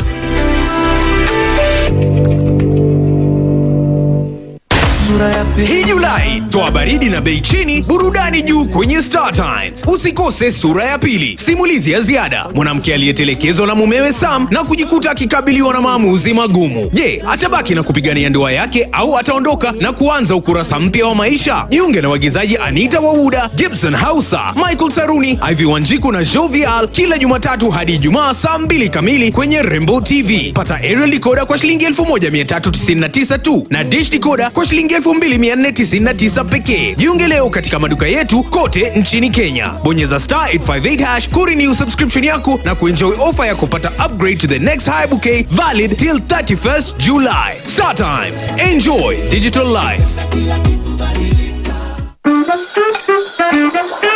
A whole decade of style, flavor, and unforgettable memories. The Hub Karen is turning 10 and you're invited to the ultimate celebration. Join the Hub 10 Million Step Challenge on Saturday, July the 18th, or indulge at the Table for 10 Food Festival on Sunday, August the 2nd. Come celebrate 10 years of community and experiences. Head over to the Hub Karen today. Mature, intelligent talk every morning. Spice up yourself. Mornings done right. 94.4 Spice FM, Nairobi. All right, at 22 to 8, we continue our conversation with Kabando this morning. And you seem to be saying, just for some clarity, that beyond this is just a symptom of something deeper, and that there is a cry for Kenyans to say, can we actually have governance and leadership that ensures that the handout culture that we see that has happened in the last few days then is unnecessary? Because we asked ourselves the questions: was there no running water in Okoh the last 30 years? Was there amenities for people? Did they not exist? These things that people are saying now, that these packages that go to the people, would they not have been done before? And that the people can see that this is almost, the proverbial birthright stew story, where, you give me yours, I give you mine. So you see something deeper than this. And is there a lesson for Kenyans to then heed here? The first lesson actually should be very localized, and Nyandarua is a very rich neighborhood. It has very fertile soils, it has ample rainfall, and there is part of this country that has good space to grow horticulture and do all sort of farming, including dairy. And we should actually be asking why Okoh, which is not arid or semi-arid, is not that comfortable. Mm-hmm. It's a story of the betrayal of Kenya by leadership. Okoh is where J.M. Kariuki came from. Mm-hmm. And, remember his famous call that Kenya should not become a nation of 10 millionaires and 10 million beggars. In the interior part of Nyandarua, largely inaccessible. Many parts without piped water, domestic water, that's true. Large tracts of places there that deserve dams and for irrigation, mechanized agriculture, not happening.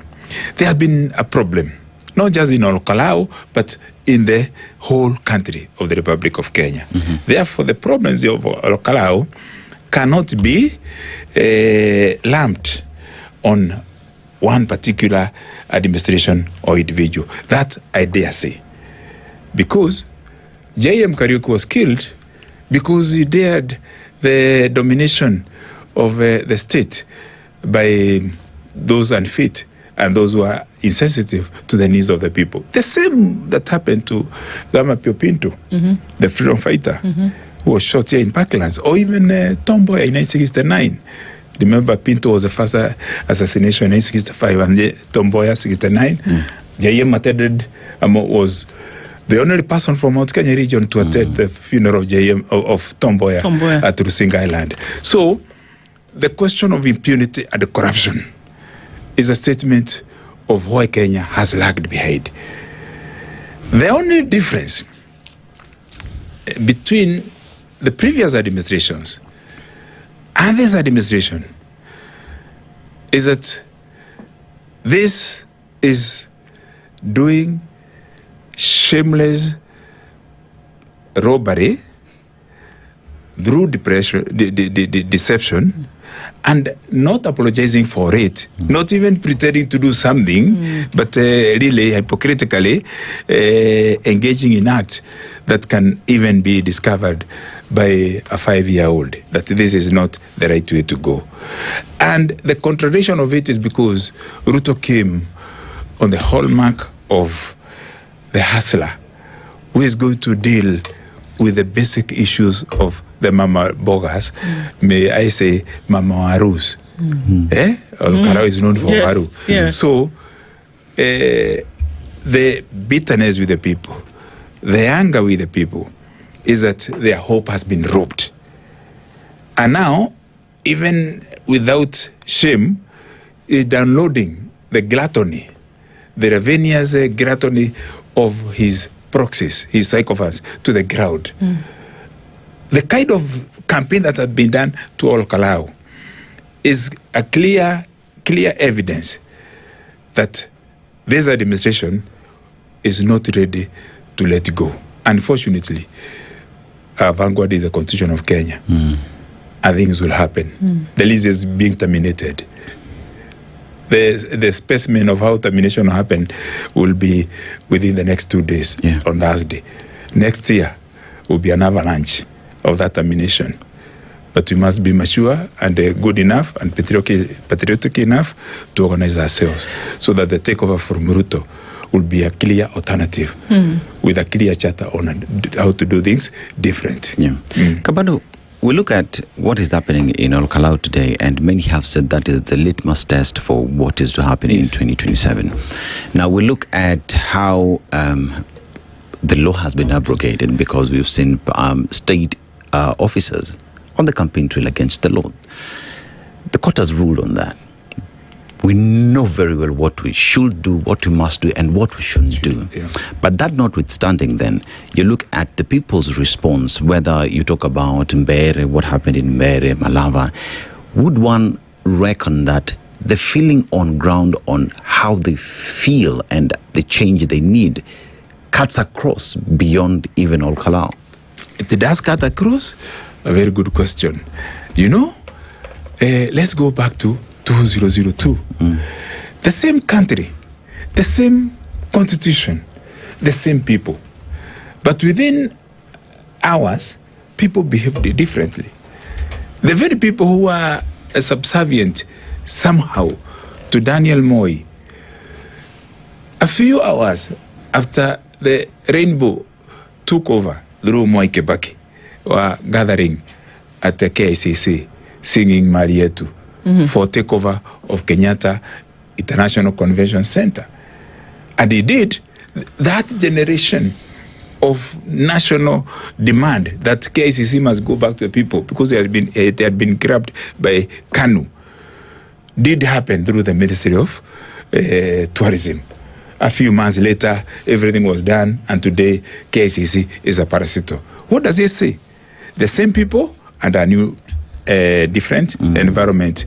Remember, in the first few days of that administration, 2003, civilians were arresting traffic police officers who were trying to take a bribe on the roads.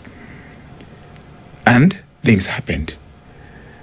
Remember, the same people who were crowding matatus, demanding loud music and everything, walking to town when then Minister Michuki demanded that they all install safety belts, which is a good legacy to date. People decided to defy their comfort, walked long distances to places of work, risked their jobs because they were arriving to places of work late, but to support a good policy. Now, this administration, when people are seeking even to demand or protest non-violently for new policy, for better terms for a good governance. What is the response? Subarus, bullet. When children in schools are asking, and when I talk about children, I'm talking about the youth of Kenya, they're asking for bread, they're asking for jobs, they're asking for just placement in colleges and universities. What are they getting? Bullet. Instead of bread, bullet.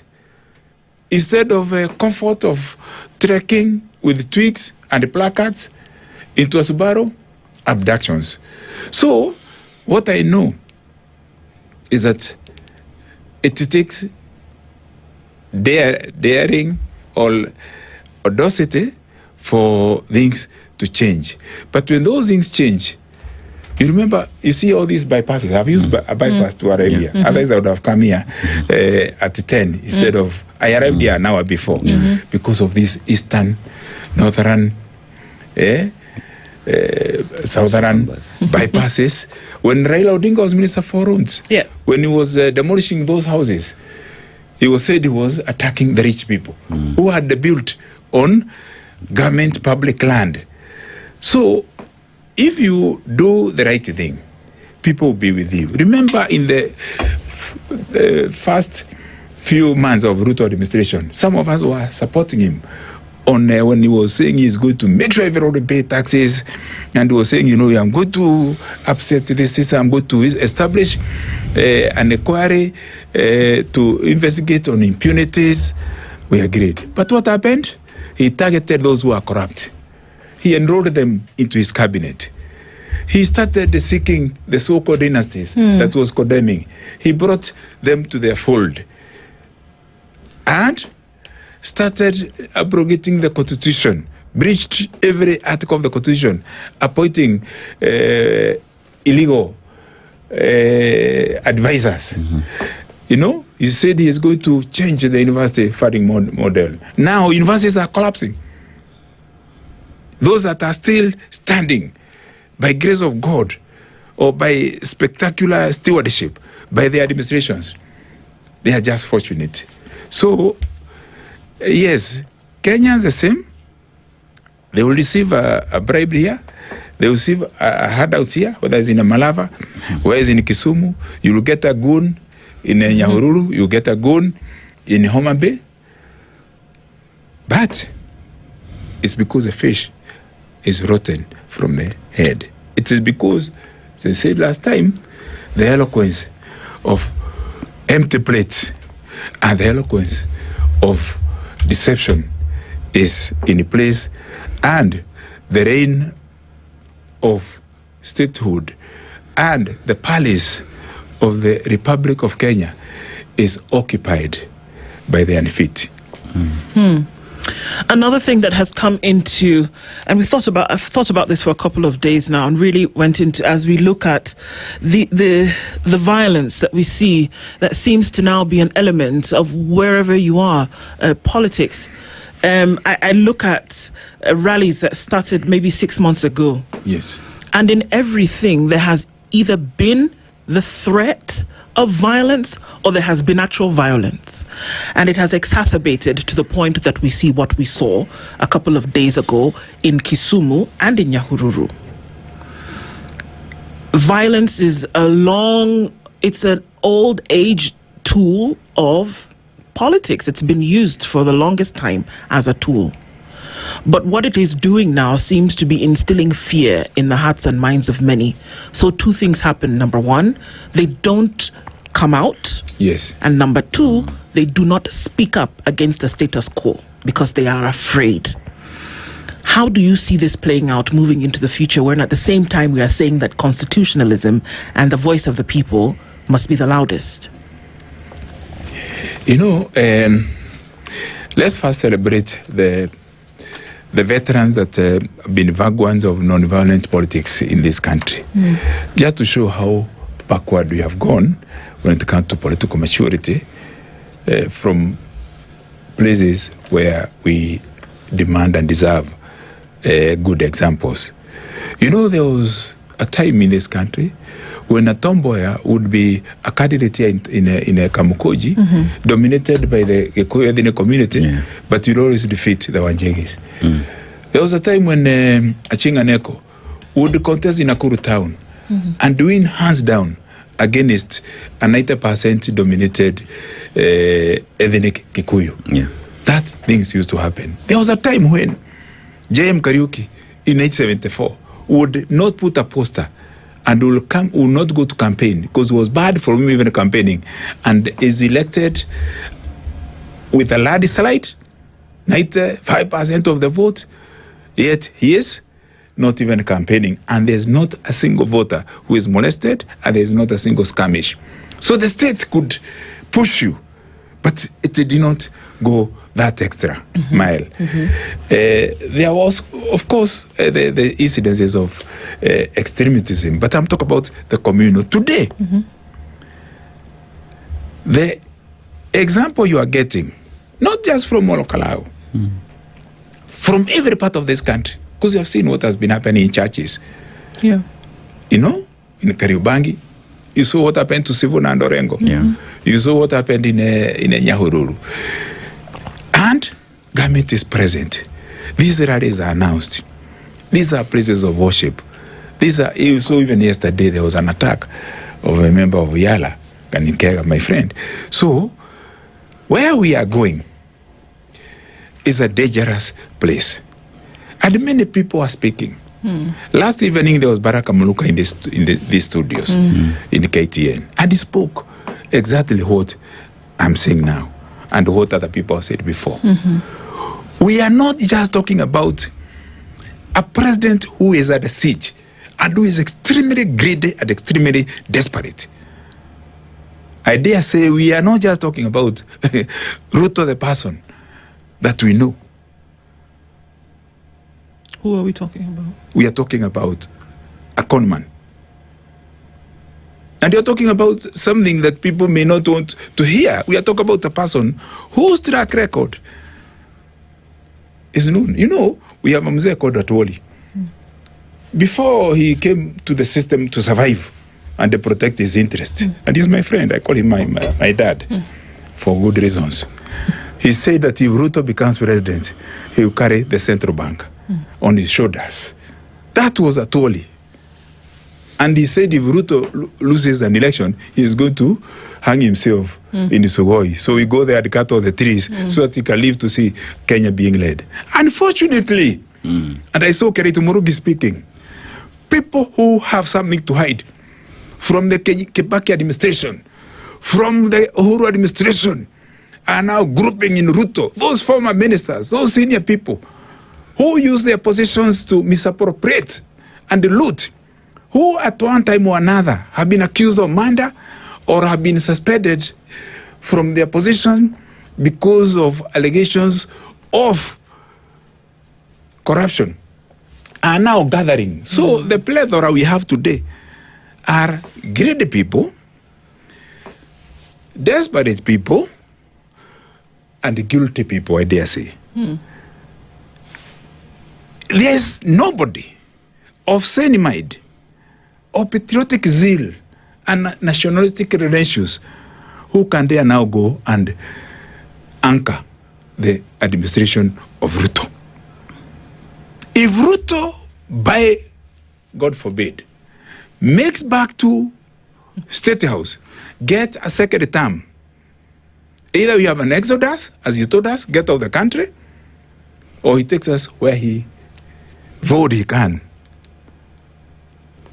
Said we go to jail, we get out of the country, or we go to heaven. Going to heaven means the president was saying he is going to kill people. He has killed them. He has killed Gen Zs. He has abducted others.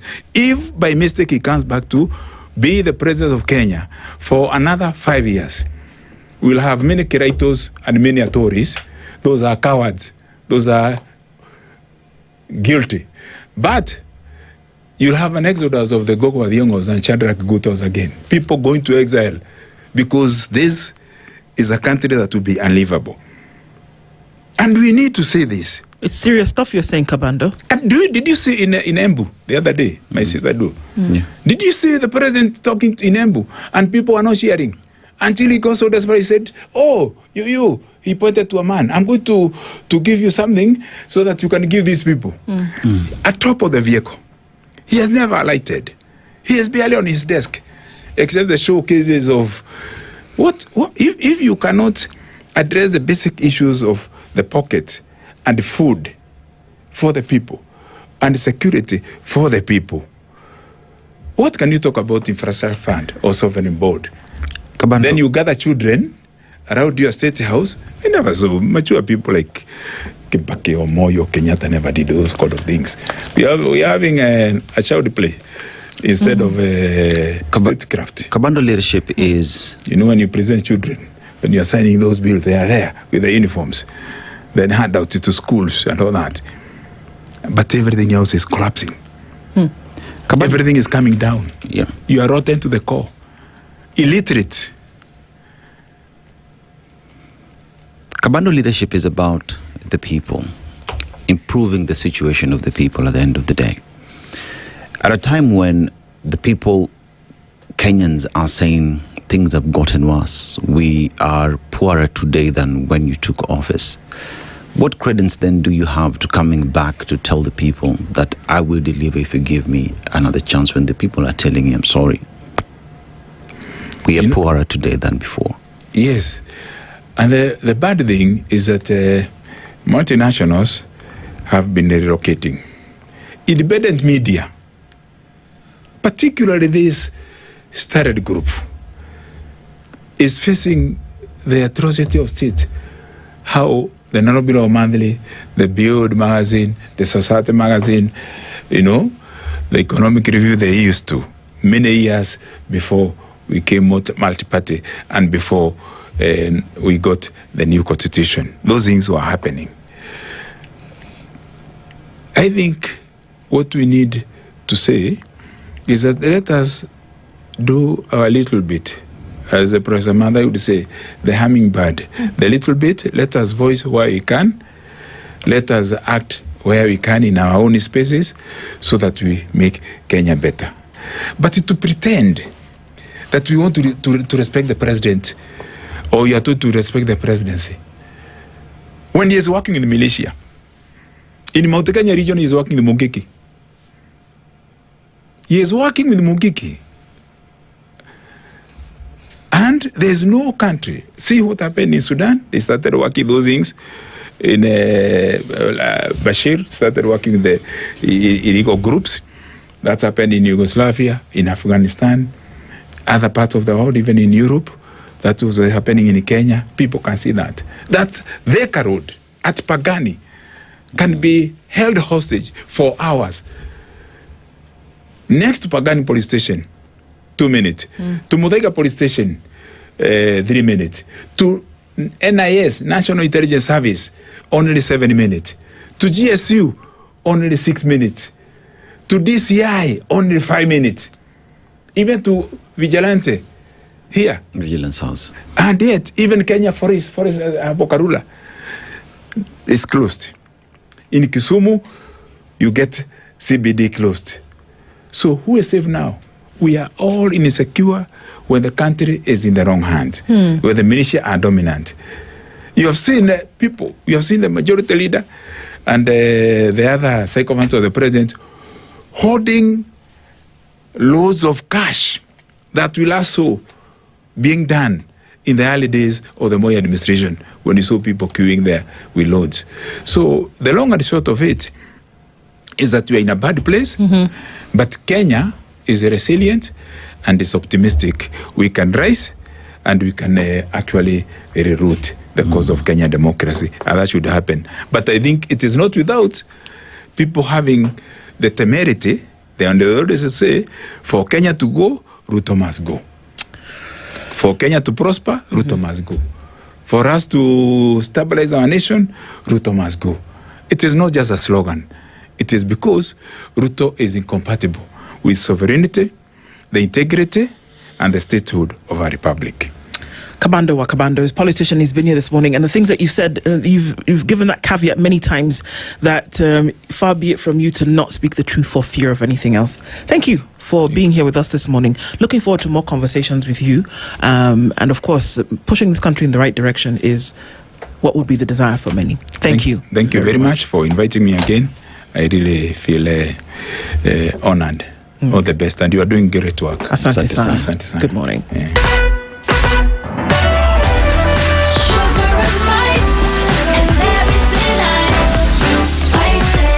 Spice up your life. The latest news from around the world. 94.4 Spice FM.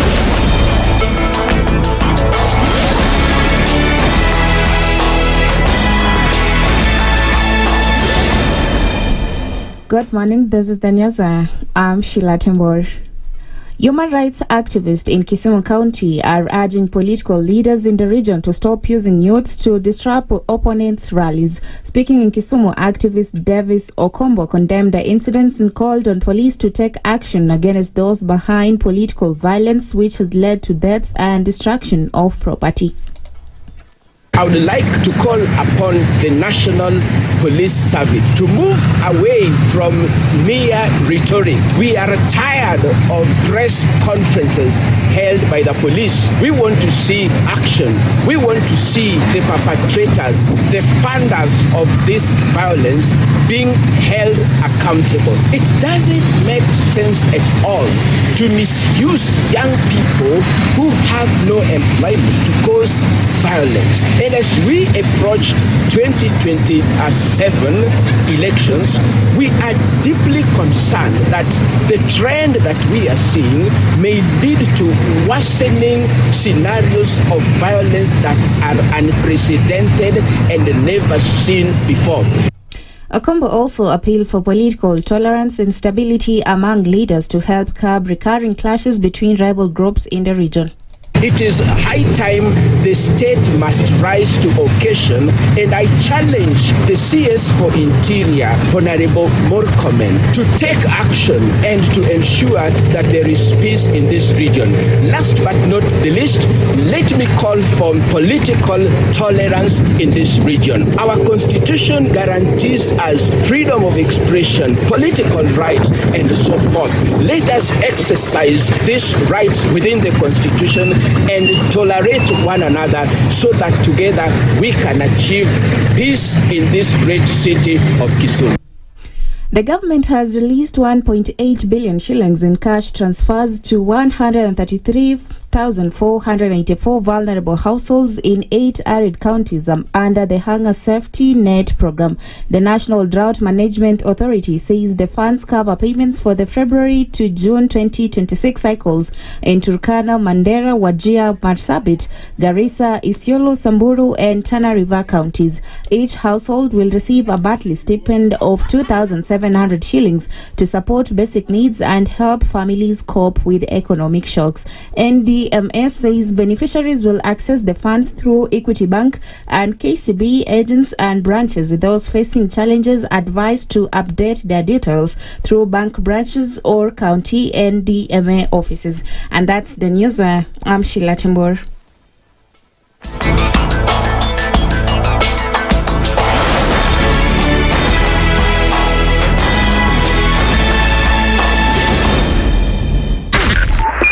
.5 Spice FM, Kisumu.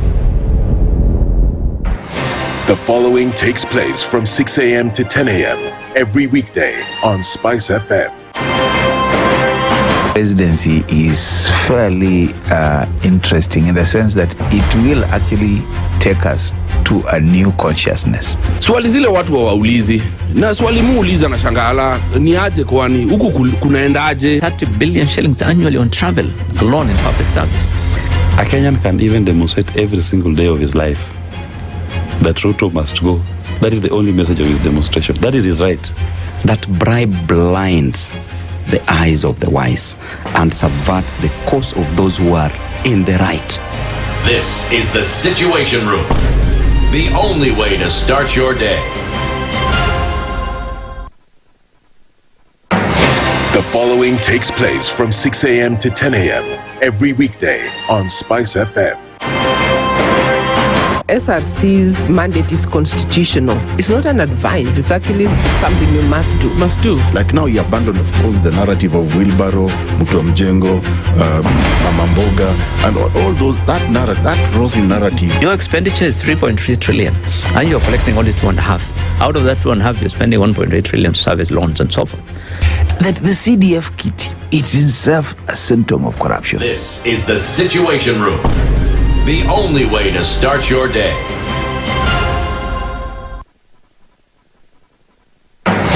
The following takes place from 6 a.m. to 10 a.m. every weekday on SpiceFM.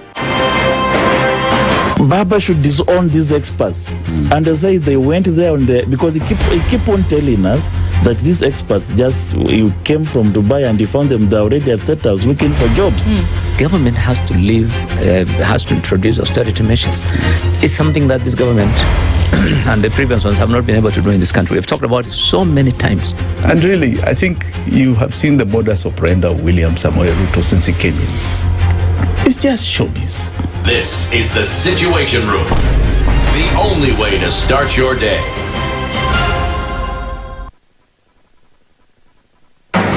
The following takes place from 6 a.m. to 10 a.m.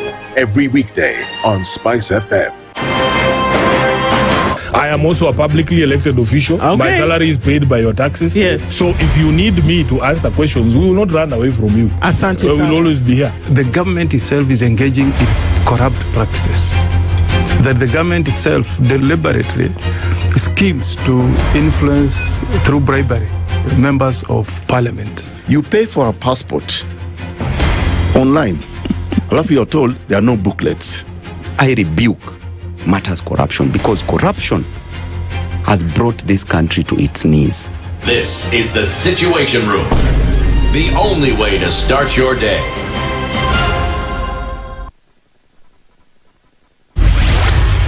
Mature, intelligent talk every morning. Spice up yourself. Mornings done right. 94.4 Spice FM, Nairobi. At 9 minutes after 8 o'clock, very good morning to you, and our conversations continue this morning. Thank you for keeping it here in the Situation Room, and we continue with Bomba. Yes, when you talk about regional integration, you talk about regional integration based off policies, country to country, discussions on how they need to work together. But let's talk about how regional integration would also be pegged on something to do with energy security. Talk about KPC and what it's doing in terms of pushing petroleum products from the port of Mombasa to the lakeside city of Kisumu and all the way to Uganda. That right there is regional integration. Why? Because economy of Kenya and both economies of Uganda are being pushed, are being propelled forward because KPC is making it possible. Now, KPC is managing and handling over 1,700 kilometers of modern piping that is able to ship and ferry this fuel from the port all the way to Uganda. And together with the engineers who make sure that this actually gets to work as expected, are ensuring that this gets to you in a fast, reliable, efficient, and in a secure way, so that you're sure the product you're getting is that which you ordered. So KPC is telling you, if you want to get more information, you go to www.kpc.co.ke, because Kenya Pipeline, bomba letu, ukwaji wetu. Kabisa kabisa. And it allows us to get into our conversation at this hour this morning. And we're going to be looking at, a number of things. What these handouts actually mean from an oversight and a legislative point of view. And folks who are going to represent two of those areas are here with us in the hot seat of the Situation Room this morning. The Senator for the Republic of Kenya, representing the people of Nyamira County, is Senator Okoh Omogeni. Good morning, Senator. Yes, good morning to you. Karibu sana. How are you doing? I'm good. And how are you doing? Very well, thank you. Is SpiceFM. Spicing things up. Plus, we'll see in a minute. Karibu. Asante sana. And the Member of Parliament who represents the people of Kabuchai constituency is Majimbo Kalasinga. Good morning. Good morning. Karibu. Asante sana. You're well? I'm very well. Thank you both for being here this morning. Yes. And by popular demand of the good senator, today we need you to interpret our proverb. Dennis is going to tell us where it's from, and they would love to hear from you. You do this every day, Senator. You said by demand of popular demand. Popular demand of the senator. Yeah. Am I lying? Now I know who to trust and who not to trust. Anyway, today we're in Libya. Think about Libya, think about Muammar Gaddafi and his time and his reign. A time when affordable housing was a reality, when healthcare was free, when education was free for the people. A country that is predominantly a desert, but he did everything to ensure that the people have water. Though there was very limited freedom. Yes. In yes. In Libya, I think. Yes. There's a journalist called Musau. There is a late Masanya. There is Tom Obondo. We went to Libya. I was then serving as the president of Law Society of Kenya, courtesy of Muammar Gaddafi. And you know, that time we had this campaign of uniting Africa. Yes. So he sent me an invitation, fully paid. And we went to Libya. The things you are saying are very true. Yes. But I remember a conversation I had with one of the guys who was tasked to take us around. And I think he was a very senior officer within the military. And at one point, he requested me to walk with him to the shores of the Mediterranean. Yes. And he told me, you know, everything you are seeing here, inside people are hurting. He said, here, we don't have freedom to do anything. The leader, they used to call him the leader. Here, the leader determines everything. The food I get to my children, where I live, we really don't have freedom. And he said, so when you go back, I brought you to this, very far from that building. Because if I said what I'm telling you, be picked up. And it gets to the leader, that will be the end of my life. So I realized that people in Libya who are really hurting inside. They had all those things you are saying, but there was no freedom. People didn't have that right of making choices. So I was, it was sad to see Gaddafi go a few years after that. But I remember that conversation, that what happened in Libya is something that had been boiling for a long time. I think that's why we say a good country, a good democratic country should give people freedom. Yes. Everybody, even your children in the house, where you work, where we are, everybody needs freedom. Yeah. Majimbo Kalasinga as well. Just your sentiment on what has been shared. Very well. And we can still have both. We can still have good development, free education, good medication, with given to the people by a good leader. Yes. So that Libya, a country that gave out so many good things to the people, but by a dictator. As I'm saying, as well, that can be even in this country. You can get very good housing. I'm not going that direction. But still in this country, we can have a good person who can do all those very good development, and is a good person with a good heart, and that's the person we're looking for. Yes, because our proverb today was, a man who buys shoes without measuring his feet is not far different from a man who has eyes without vision. Yes. I think you've already interpreted the proverb, both of you, without even interpreting it. Okay. So it's interesting that both of you should actually come from that point of view, because what we're talking about today is handouts, empowerment, and political the politics of Harambes. And that we've seen it. It's a tool that has been used by politicians. It's a tool that is used by government even today. And how do you mark the difference between the two? Because in the recent past, when we say, well, you can't be giving out handouts like this, Senator, but then we're told it's not handouts, it's empowerment. How do you mark the difference between the two? I think there are some good initiatives from our development partners, like the World Bank, recognizing that the rate of unemployment is very high in this country, and that we have a huge youth population that needs to be supported to be able to put food on the table and to be economically independent.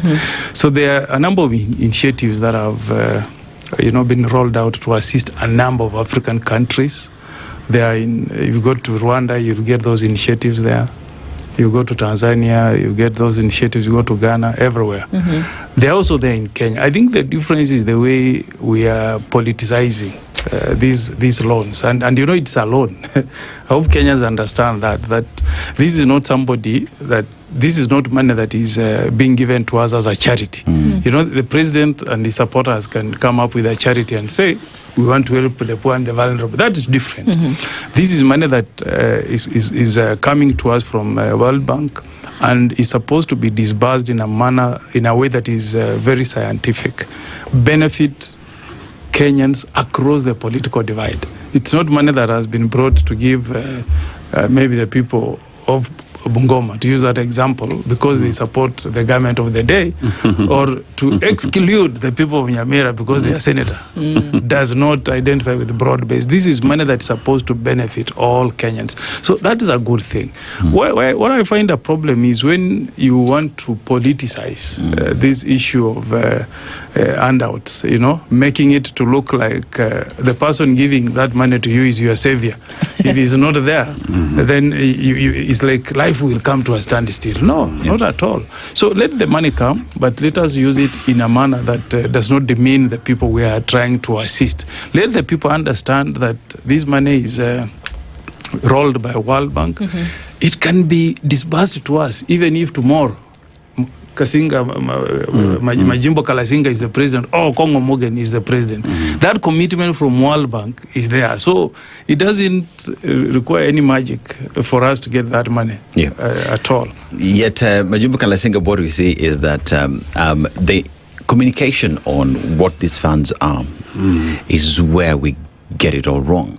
Because what Mwananchi is picking up from what is being said is these are funds that are coming from this government because inatusaidia. There is failure in communication for Mwananchi to understand where this is coming from, what it ought to achieve, and how government then is a steward in ensuring that this takes a certain route. Why are we seeing then politicization of things that ought not to be politicized in the first place? In the first place, this fund should be understood that actually is a loan, and this government will pay through generations to come. So that's point number one. Point number two is that they are skewing the selection of who gets this money where. That's the other problem. It's now political. Now, what I'm trying to see is more of a reward. It's a reward to a section that is saying yes. To us, that is the worst thing. If at all we Kenyans were asked on how to do it, because actually look at the impact. And then when you are talking of empowerment, it should be sustainable empowerment. It should be an empowerment that you give today to a youth, and you will never go to him again to support him. He has to run his life throughout his life. He's supported. So it will be sustaining. Sustainability of an empowerment must be enough. What do I mean by enough? You cannot take your 25 days of training. Yeah, you are being trained for 25 days. You are using your boda per day to go for that training. 25 days. You spend around 8 or 10,000 shillings. Take your lunch, and then you get 25,000 shillings at the end of the day. You see, these 25,000 shillings cannot start any project. The Kenyan economy has everything is totally expensive. I think that was the empowerment you began with. There is another empowerment that people are talking about. These are the handout kind of thing, where you say, Sasa Mamamboga empowerment. We are going to a place to give you to fundraise and empower the people. I think that is tokenism. I believe that an empowerment of our people in any nation starts with the basics. You empower the people by having better education, quality, cheap education. You will have proper health education, health insurance of any country. You will have the better infrastructure. What do I mean? If you have your milk in Olkalau or Tumaini or Katunde Merangine inside that Olkalau, that milk has to reach the market to Brookside, Nairobi by better infrastructure for roads. I have one time been in Olkalau, almost 15 years ago. You see, to pull milk, a farmer who has milk in a place called Tumaini or Katunde Merangine or Gilgil West, to pull that milk from his home onto a tractor. It is muddy. To reach Olkalau, it's midday. Now, a truck carrying milk from Olkalau to Brookside, it gets in the morning the following day. Milk is spoiled. So these farmers are first of all disadvantaged. If we get the better infrastructure, that's empowerment. We have no problem with what is going on. But we must stop. Also, we must stop politicizing sections.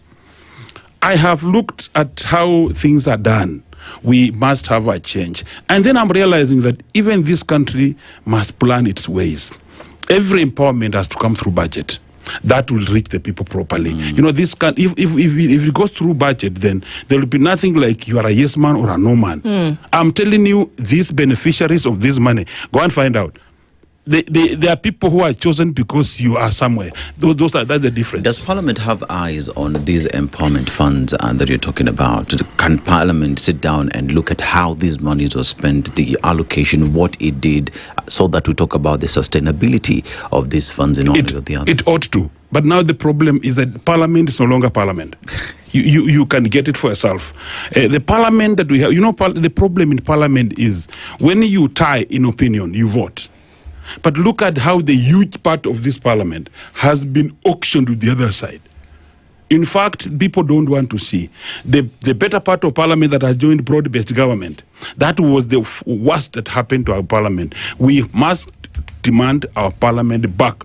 The Parliament of the Republic of Kenya has become an annexure of the executive. That is the best I can give. Senator, where does this money come from? It's the bulk of the money comes from World Bank. The IDA also gives a small percentage. So it's actually, as he has put it, it's money that comes from international financial institutions, but not for free. It's going to be paid back. That we're going to repay back. What about this money that we see splashed? You know, last year, was fantastic because different parts of the country the deputy president was doing a lot of empowerment in different parts. There were members of parliament who stood behind the empowerment drives. We've seen Olkalau. We see people getting water tanks and water pipes and gas and mattresses. I'm not sure where the mattresses come from or what they're meant for. But we see this. Where does that money come from? Does somebody not have to approve funds? I think you asked for me release? You asked me that question some times back. But first, maybe I can chip in on the question you asked Mheshimiwa, whether Parliament can oversight the way the World Bank grants are being disbursed. The answer is yes. Okay. Parliament has powers to summon ministers, PSS, to come and explain how that money that is a loan to us has been disbursed. You look at the fairness, whether there has been an objective criteria, and of course audit on the impact. That's the work that Parliament is supposed to do. But as he said, there is a sustained effort to kind of silence Parliament. The government does not like being exposed, which is expected. When you have a government that really does not want to do things in line with our constitution, they will always be very uncomfortable when you are exposing them. Because if we did a serious audit, and I think at some point that must be done, the government will really be embarrassed. But about this other money that we are seeing, there is during the tenure of President Uhuru, we passed some law that said when you walk to a bank, you cannot cash more than 1 million. I don't know if you remember. Yes. And subsequent to that, we have passed a number of laws, including anti-money laundering. And we are committed to the international community that we will not have dirty money circulating around. Yes. And that there will be some form of accountability. If I'm walking to an Arambe with 10 million shillings, I should be able to explain where that money has come from. And here we must fault the oversight institutions. The Ethics and Anti-Corruption Commission, I think 2 weeks ago, released a report where they raided a junior officer from the city, the county of Nairobi, and they recovered 65 million shillings. Now I'm asking this morning, there are these politicians who are displaying this money. It's not a raid. You don't need to raid. It's just summoning that guy to EACC and you ask him, Deputy President, we saw you donate 20 million. Where did that money come from? Right. Because if we don't do that, we are failing the accountability card. It means there is dirty money that is moving around. I would like to see the Deputy President, these ministers who, is it over the weekend? I saw people donating millions, carrying in sacks. It's interesting that you say that because you're carrying money in sacks. The EACC chair says today that their intent is to focus on graft prevention. That's what they want to do. So maybe they heard. No, before about it. Yeah, and you know, the beauty is the chair of EACC, Bishop Oginde, is actually a very respected church minister. He used to lead the Nairobi Pentecostal Church. So we need to, because me and Kalasinga, we don't have the constitutional power to go and summon Kindiki or other cabinet secretaries to tell us where that money is coming from. But we need answers. I mean, I want to understand as a Kenyan how God has chosen to only bless Kindiki and a few ministers to be able to walk around with 20 million when the people I represent who are in that audience can hardly donate 500 shillings. And how can you be proud as a minister to be leading a population where only a few cabal around you can walk around with millions, but other Kenyans can't even put food on the table? I mean, we are behaving the way the King Louis XVI behaved in France, where people were outside here telling him, we cannot put food on the table. And the wife is telling them, if you are not able to get bread in the shops, buy cakes, which are more expensive. We are very, very insensitive. It might interesting to know that they chopped off Queen Catherine's head. After that. But, if you go to France, that history is in the streets to remind every successful leader that you should never take people for granted. Those names have been embedded in the streets. You will find statues of those people as a reminder that there was somebody who led France who was very insensitive to the level of being stupid on how to address the people. And I think we are getting there. Because, Majimbo, how do people feel, when they are lining up in your office to get a bursary check of 5,000 shillings to take their children to school? But the person who is supposed to ensure that money is in the pocket of everybody is walking around with 20 million. Who says you don't know? So I hope the commitment, I've not read the newspaper that further, but I hope that EACC can do something. Really, if you want to make a donation, you are Okoh Morgan, I have a bank account. Why can't I do a bank transfer to that church so that we can trace where that money has come from? You know, then if you go to the US, what they will do, they will also look at your tax declarations. Because if you're able to walk around and give 20 million to charity, it means that you are also one of the largest taxpayers in a country. So we must push EACC to do something. We also need to rein in on the ombudsman, because if there is any inaction from any of these officers, including EACC, the ombudsman should also step in and say, I have seen that EACC has not done action on some of these suspicious financial activities that are happening in the country. So, I mean, sorry, I've got the Queen I was referencing was Marie Antoinette, of course, when she said that. Under Louis XVI. And so what she said flies in the face of anything that we ask the question then that if you are doing what needs to be done, if the people within a county, for example, have what they need, if the roads are functioning, if the systems function so that farmers are not taking milk for 12 hours and then it ends up bad, so then they don't have a livelihood, and then there are milk chillers, for example, set up by county governments, and if people are doing their job, then can we say then you actually don't need to go into a sleepy town to run it down with empowerment or handouts if you are doing the right thing? Does that make sense? Makes sense. You know, in the first place, this character of handout thrives where there is poverty. And this poverty, I think, is manufactured by those in power so that they can have, you know, if handouts can assist them get back to power, then they must manufacture conditions. Conditions that make a person very poor. One, you can have your milk, but it can't reach the market. So you don't have money.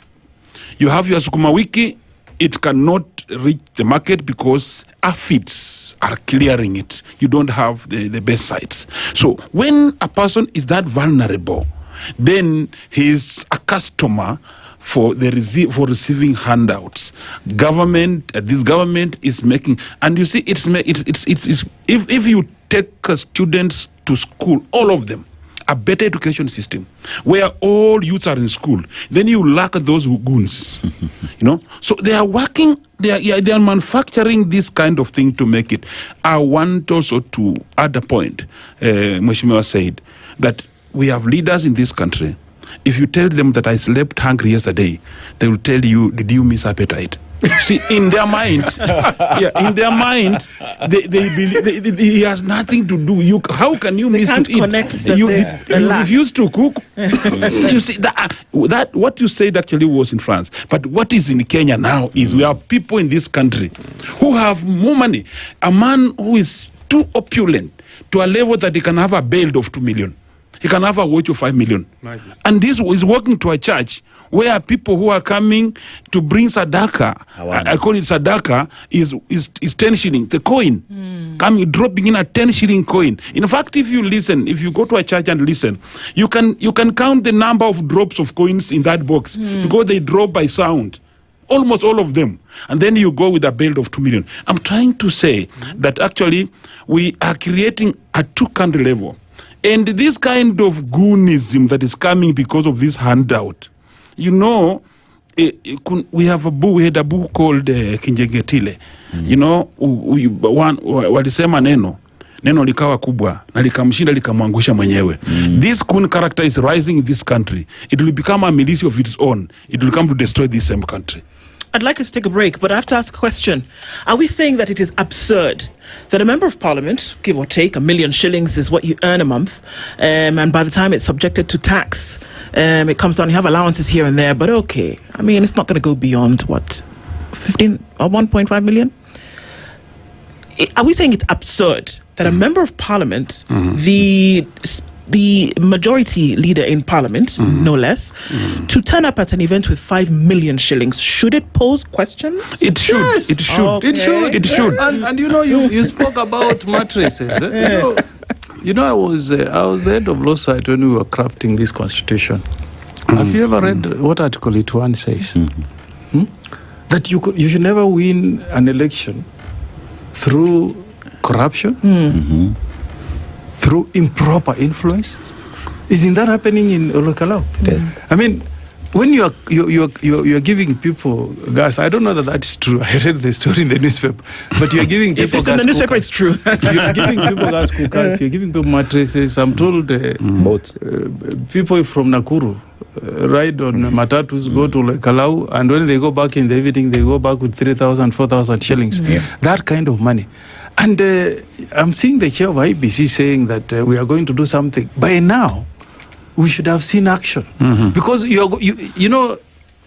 please, an election is not a war where you must win by all means. An election is an opportunity to give people a fair and free process to pick their representatives. Why are we making Olokalaw look like it is a war between Kenya and Uganda, where we must protect our border, the integrity of our border by hook or crook? Maybe people see it that way, Senator. We shouldn't see it that way. Okay, we must tell them no. Well, let's take a break, and then maybe you can come and tell them no, and then why. Yeah. Okay. Because then also the thought around many people's minds today is that a politician that does not come bearing gifts, then this is the person that we're not going to vote. Is that something we can reverse? Because, should we be wary of Greeks bearing gifts? We'll be back in a bit. This is the Situation Room, the only way to start your day. Traffic. It's busy in the city this morning. There's quite some traffic that's coming off of Mombasa Road today as you get towards the Nyaya Stadium roundabout. And then you get onto Uhuru Highway with that traffic still into the CBD. It's busy. Also, as you come off of Langata Road today, all the way through again to the Nyayo Stadium roundabout and then onto Hulu Highway via Airdrome Road, as well as Langata Road itself, still very, very busy. And as you come off of Raila Odinga Way, traffic then leads towards Ngong Road and going into the city. It's still heavy on the Thika Superhighway coming in from that Outer Ring Junction through towards Pangani at the underpass. And then you'll get to Wangari Maathai Way, and there's some traffic that feeds then through towards Museum Hill. Limuru Road is busy coming in from United Nations Avenue, and that's all traffic that didn't come off of the Red Hill Link Road today because James Gishoro is a dream heading over Waiaki Way and then into the city that way. We're still in traffic hour, folks. We'll keep an eye on things and keep it moving. SpiceFM, KEONX, hashtag The Situation Room. Turn up the heat with endless entertainment on Star Times. Feel every moment of the action as the biggest leagues reach their thrilling finales. Recharge your monthly subscription to unlock a world of endless drama to enjoy Novella E, now available on your Nyota bouquet. Dive into blockbuster movies with the launch of TNT, your new home of big screen hits. And for the little ones, a world of non-stop fun on Cartoon Network, now on Star Times. News, sports, drama, movies, kids, and reality all in one place. All for you. To renew your subscription, dial *858# for self-service or get in touch with our call center on 0719 077 077 for customer care. Buy a Star Times decoder at any of our deal shops countrywide. Star Times. Enjoy digital life. Mature, intelligent talk every morning. Spice up yourself. Mornings done right. 94.4 Spice FM, Nairobi. As our conversations continue this morning at 22 minutes to 9 o'clock, we continue our conversation today looking at issues around what's happening in the political space. The thought for a lot of people is that if a politician comes along and they don't give something, then we're not going to pay them audience. It's not that they're not going to vote for them, I've come to realize. It's that we're not going to give you audience. Yeah. The decision that they make later is really unto themselves. But it's that I'm not going to listen to you. I will not give you the numbers that are necessary for the optics of this political space. Is that a bad thing? I don't know if bad. Okay, that would be bad. But I have a personal experience. Just 4 months ago, we had a by-election in my constituency, in my ward, about my area MCA. I think I chose to support a candidate of independent ticket. You know, I serve Fort Kenya. I'm a Fort Kenya Parliament. Fort Kenya came with the candidate. I decided to have my candidate who was independent candidate, not a political party. I know Fort Kenya is in government. There are things I don't agree with this government is doing. That's why I decided to move my way. You know, the system came with all the money. Money was delivered in cartons. People were given 1,000 note, a note to share with anyone. You go home. So when I took that to myself, I was there, I ran my candidate. I didn't have much money. Okay, I had money to move around, logistics, more fuel and everything to go around. You know, I had to stick to my principle. And I came to beat them, hands down. In the same ward that I serve, I got 7,000 votes. The system got 2,000 votes with a lot of money that they had. So our people, the audience, can decide, the voters can decide not to give you the audience, but they have you at heart. And I want to tell you that severally, when I was campaigning, you could reach a place where there are thousands of people. They said, Baba, wewe maliza haraka uende, usituharibie, kuna mtu anakuja na pesa mingi. So you are told to talk, even you talk for 2 minutes and go. But at the end of the day, they will give you the votes. In fact, those people, they could get a lot of money to a level that when you get there, they buy for you githeri. So it's not a guarantee that when they get entirely their money, they will vote for you. You are right. Yes. There's a rip of time.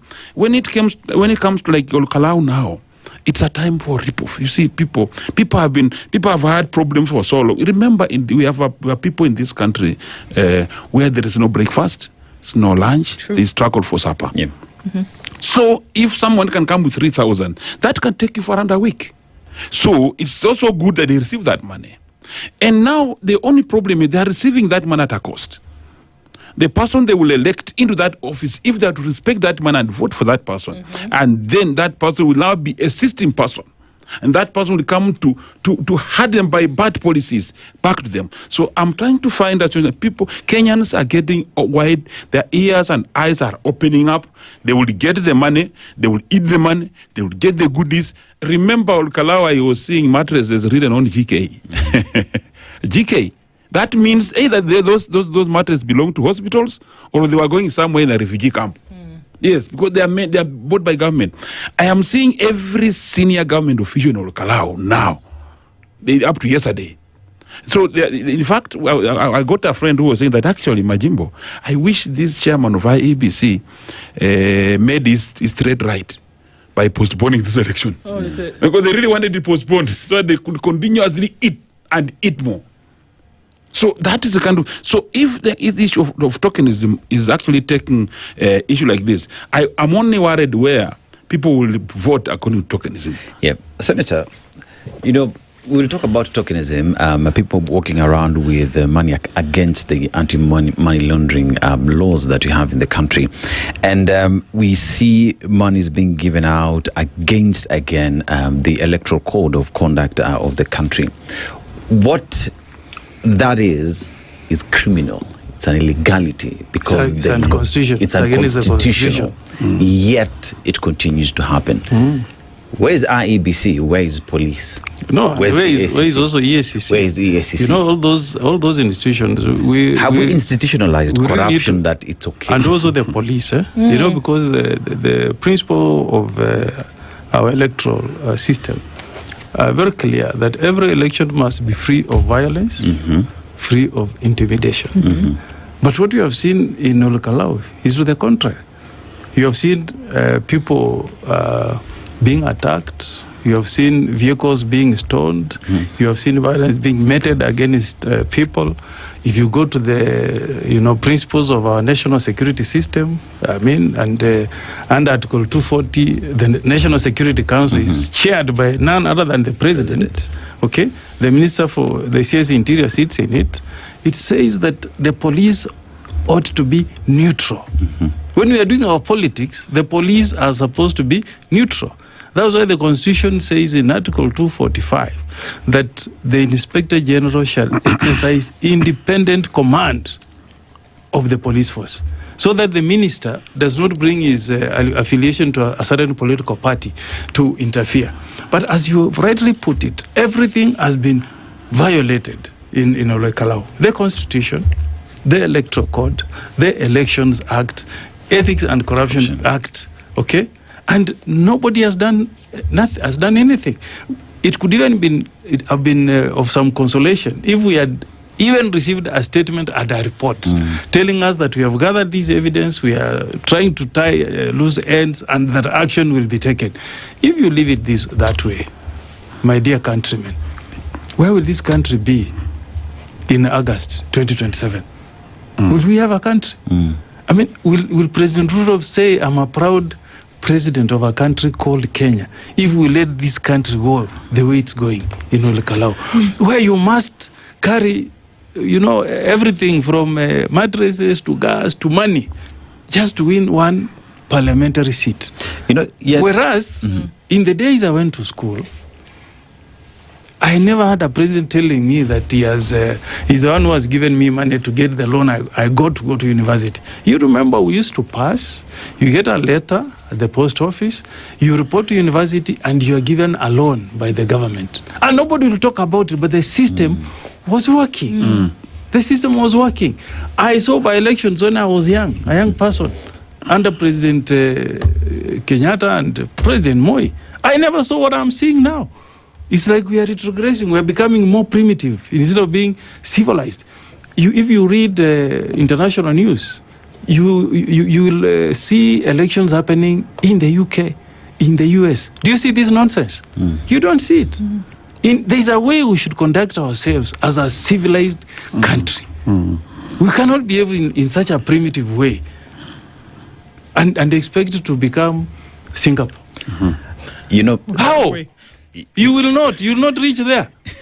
That is coming at the backdrop of as a measure of control that was given by IEBC in terms of how much campaign spending any individual will be having. The president, 4 billion shillings if you are campaigning. And one asks the question, in a country where already just handling the election is expensive in the continent, and then we're also looking at would-be candidates spending this amount of money, one asks the question, have we allowed the use of money to control our elections to a point where we are saying someone can spend 4 billion shillings but not ask them to show us the source of these monies?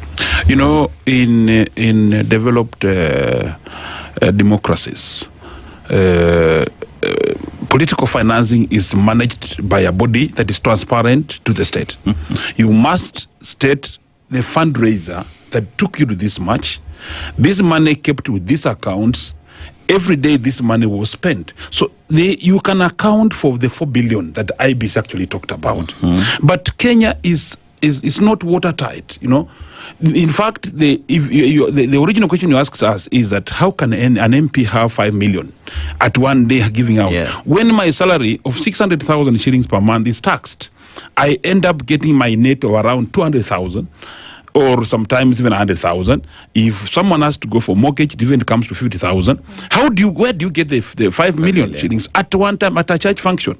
You know, that tells you there is a source of money that is not known. That's why I'm saying money in this country it gets in at porous levels. Or is it known? Is it known and that it is not being used for what it's supposed to be used for, and is then being used in fiascos like this? That's why there are accounts in this country that are untouchable accounts.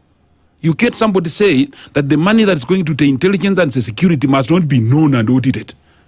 That is the area that we must be very careful. In fact, Senator Morgan, my commissioner, we must find a way of how to even discuss the money that goes to intelligence.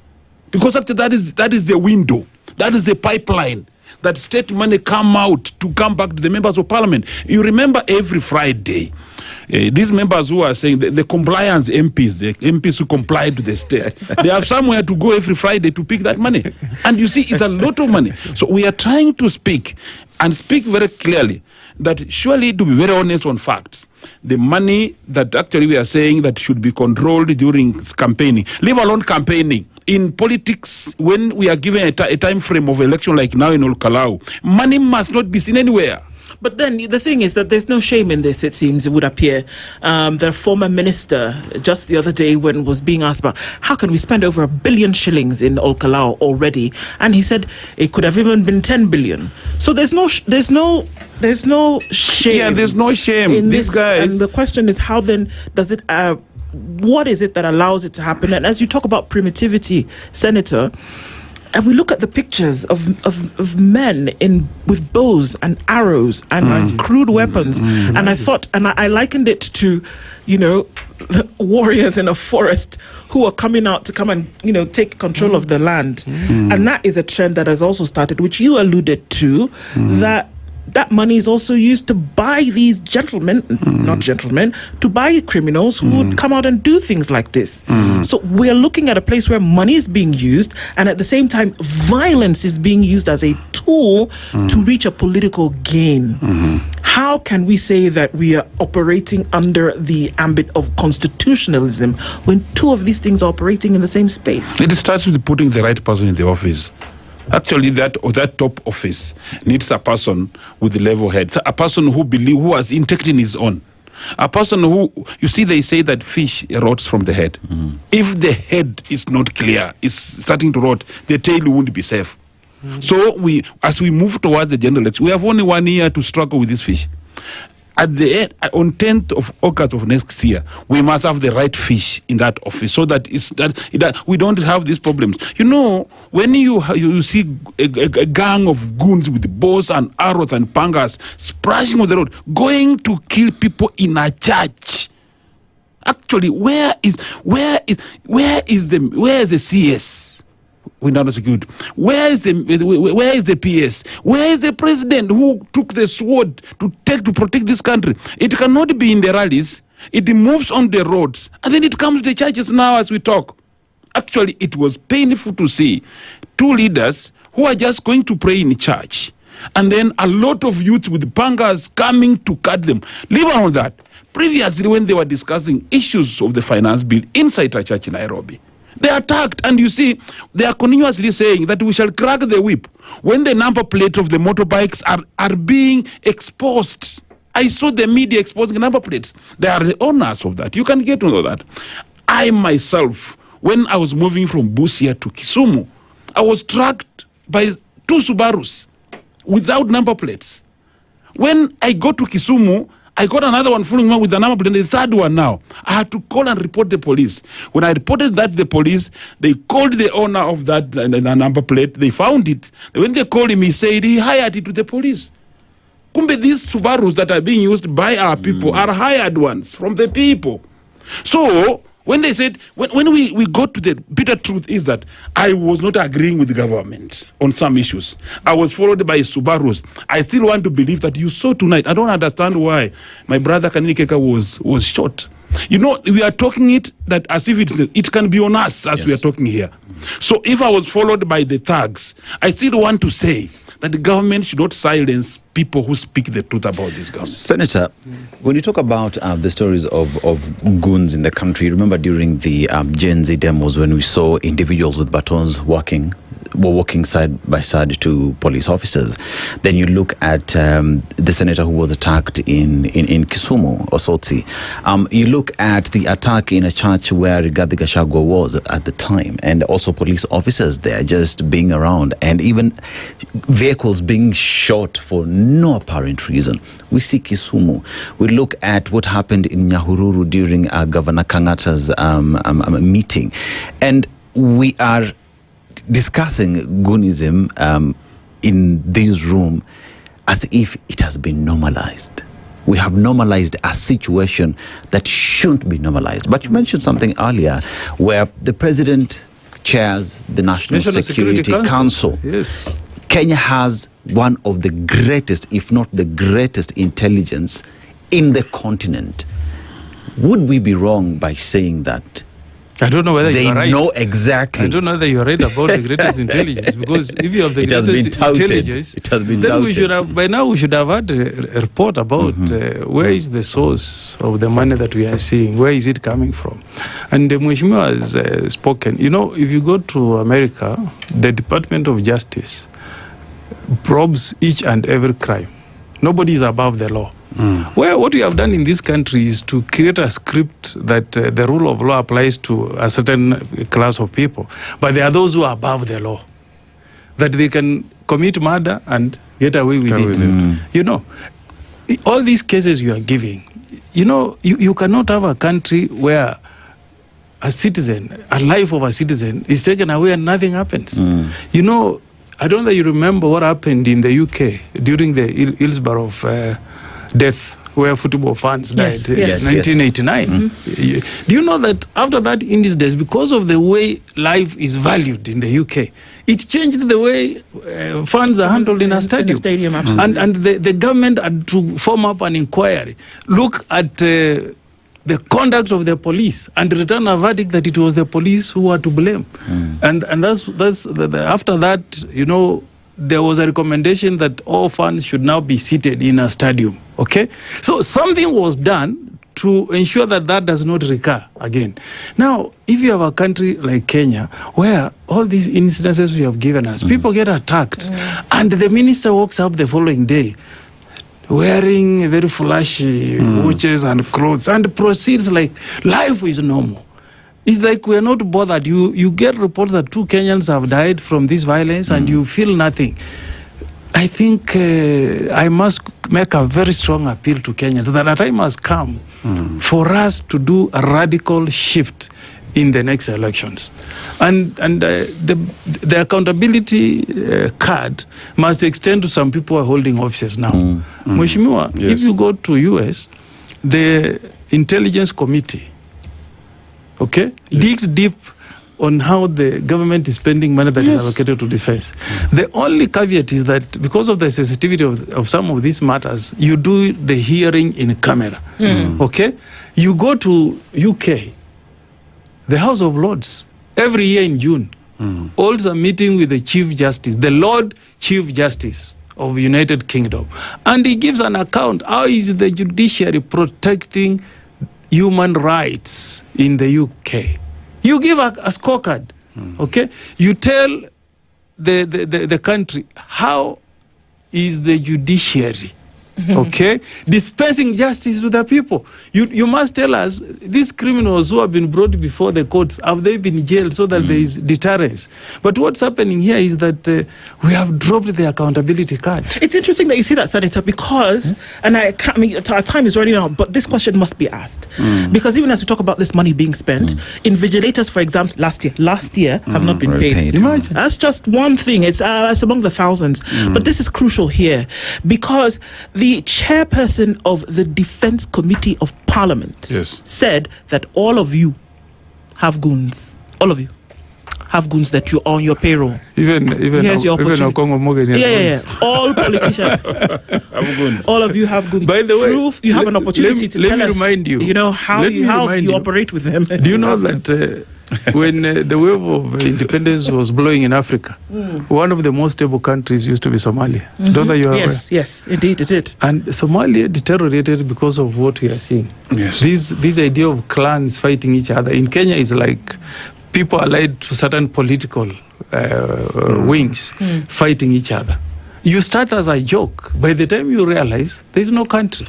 You now look at Somalia. Somalia has degenerated into lawlessness. Okay? Look at what happened in Sudan. And what was this military leader, Bashir. Okay? Bashir had an opportunity to lead that country in a manner that is a bit sensitive to the people he was leading. But he took people for granted.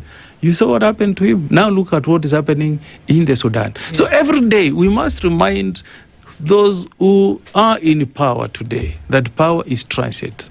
Murkomen should know that there is a time when he will be looked at as a former Interior Cabinet Secretary. And our life in this world is short. There is a time you also exit the stage. So when you have been given this opportunity, try and make this country a better place. Just thumping will not do. Majimbo? You know, one thing I don't like is the issue of killing a person, killing a youth, and then talking about compensating the family. It hurts me to the core. This is a country that is going to hand over after 5 years with a lot of people BWDs. Most of the people who have been shot, the generations have been shot. There is a way you can address the issues that the Kenyans are raising. Either you can stop and review. You can either come down and withdraw from some issues, but you can't say that when they protest, shoot. I was hurt when the whole chairman of a committee carrying 10 million shillings to a function, when the principals are having problems with lack of capitation. You know, in this country, you cannot blame students striking in schools because the principals have only money running a half of the term. The rest of the term, the students have no meat, they have no rice, and students don't understand anything. They will say, where is meat? That's why schools are being banned. And then when teachers close schools in the middle of the term, sanctions are placed on them. We have so many principals having a lot of pressure. They are under treatment or pressure and whatever. These issues needs a right person. That's why I'm saying you can build good houses, you can build good roads, but even a good man can build those good roads. So we are saying we must have a leadership in office that can do exactly the same he's doing, but with a good heart, a leader who listens to the people, a leader who does not pick things by force to us. A lot of things. I came in here when you were discussing about pipeline, you know. That is our heritage. That's our treasure. Remember, it's being privatized. You see, where are we taking this country to? Good things that were given to us by forefathers, Mzee Jomo Kenyatta, Mzee Moi, Uhuru Kenyatta. Now, is everywhere being gone. You come to Bungoma, where I come from. The only source of economy in my people, Bungoma, is Zoya Sugar Company. One, by paying farmers. Two, by employing our sons and daughters. You see, when the farm was privatized, 80% of the employees in my county were sacked. They are at home. As I talk today, they are at home. They have not been paid their money. Farmers are demanding still their money from government. They are still quiet. You see, we are moving to where everybody's confusing up. And that's why I'm happy about the people of this country, that actually they have seen the power of change. Absolutely. Yes. And those people who don't accept the wind of change are swept by the same wind of change. Interesting thoughts this morning. They're both representing people in this country. The people in the constituency of Kabuchai, represented by Majimbo Kalasinga, and the Senator for the Republic of Kenya, representing the people of Nyamira County, Okongo Omogeni. Thank you both for joining us this morning in these conversations. Things that must be said. Thank you. Thank you very much. Good morning, 9 a.m. The latest news from around the world. 94.4 Spice FM.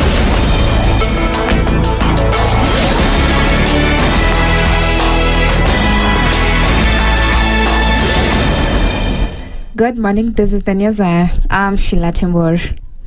The arrest of individuals accused of orchestrating violence at political rallies has come under scrutiny, with Suba South MP Karoli Omondi criticizing Interior CS Kipchumba Murkomen over delays in bringing suspects to justice. Omondi said some perpetrators are allowed to escape and go into hiding, despite repeated assurance that those involved in attacks on leaders and citizens will be arrested. We hear that some people have been arrested in Nyahururu. We saw CS Murkomen making the announcement. He's the same fellow who, when we were attacked in Kisumu, told us that people had been arrested in Kisumu, yet the main perpetrators were hiding in some house in the sugar belt, and others had been moved out to Uganda briefly. So we don't know whether they've arrested the right people or they've just arrested... The MP claimed those behind the recent attacks in Kisumu are known and alleged that some lawmakers are involved in planning the violence. The people who attacked us in Kisumu are well known. They were captured on, even the ones who attacked Ososi. We gave their pictures and names. In Nyahururu, we know one of the planners is a member of parliament with one of his acolytes who is an aspirant called Ibra. We know that. But the people Murkomen keeps saying they've arrested, even as recent as yesterday in Kisumu. Sometimes we wonder whether they are the right people. Meanwhile, more than 20 people have so far been arrested following clashes in Kisumu and Nyahururu, with CS Murkomen saying supporters from both political sides have been implicated. Sasa kotini pambane na wale tumewashika na waweke ndani hata miaka 20, ndio wale wako nje wapate funzo kwamba huwezi tumia vibaya vijana ama huwezi tumika vibaya kuleta vita kati ya watu na watu wenyewe. Timata's Basic Education PS John Ololtua says the government is expanding the digital learning program to improve education standards in public schools. Speaking in Keses, Wasingishu County, Ololtua said selected schools will receive modern digital devices known as smart pods in the first phase of the rollout. Na tukazindua mambo ya digital literacy program ambayo ni smart boards ambayo tunapatia shule 10,382 katika nchi yetu ya Kenya kwa phase 1, na hizo ni junior secondary schools. Katika eneo hili la Wasingishu mashule 215 watapata hizo smart boards, na hiyo tunafanya tukishirikiana na State Department for ICT. Hapa Keses shule 37 watapata hizo smart boards. Hii ni mwelekeo ambayo Mheshimiwa Rais ametupatia ili watoto wetu wakuwe dijitali na mambo ya mafunzo ikuwe rahisi kwa walimu. The PS has also urged Kenyans to work with the Ministry of Education to support the effective implementation of the competency-based education system. Mambo ya competency based education, nataka kuwaomba nyinyi wote tushikane mikono. Najua kuna challenges kidogo hapo na pale, congestion in schools, nafasi haitoshi, mashule zingine ambayo hazina watoto, lakini tukiketi pamoja, najua tuko na stakeholders wa kutosha, tukiketi pamoja haya matatizo kidogo kidogo tutatatua ili tuendelee kwa implementation ya competency based education. Nilisikia mambo ambayo nilieleza kuhusu eneo hili ama shule hizi ya infrastructure na yale maombi ambayo mmetupatia. And that's the news. I'm Sheila Timur.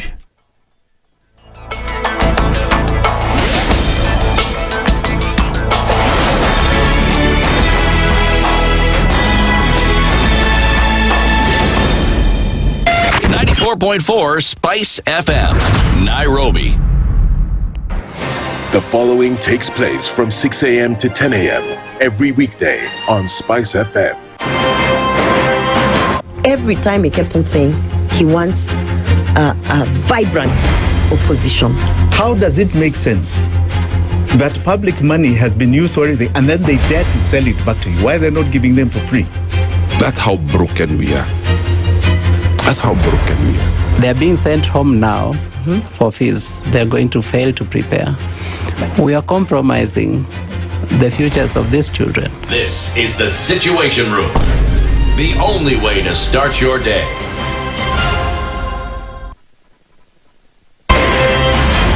In this country, 6 families and 8,000 Kenyans control 90% of the GDP. We are not a country. We are a plantation. We work for Ruto. When you're telling the judges court orders are papers or they will not obey court orders, they're sitting and you're seeking orders from them. So how are they supposed to interpret it? Isn't it an oxymoron?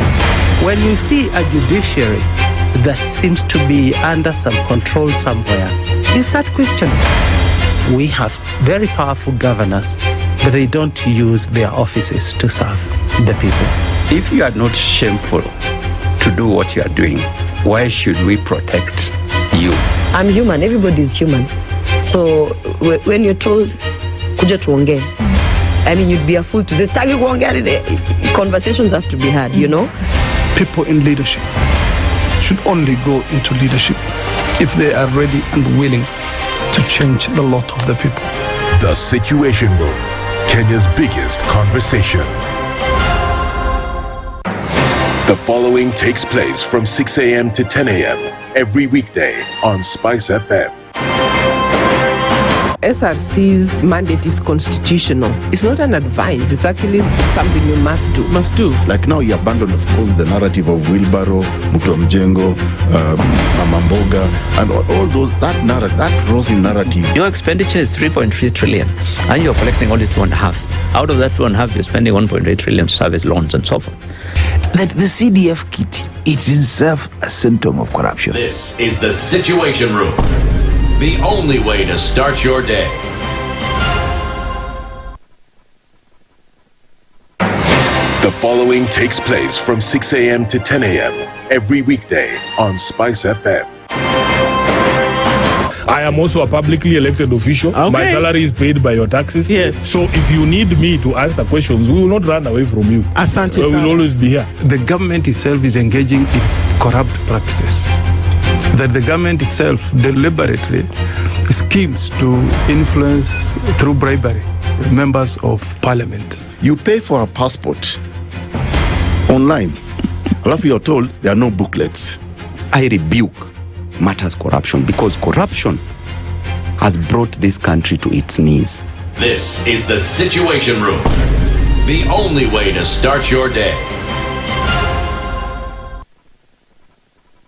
The following takes place from 6 a.m. to 10 a.m.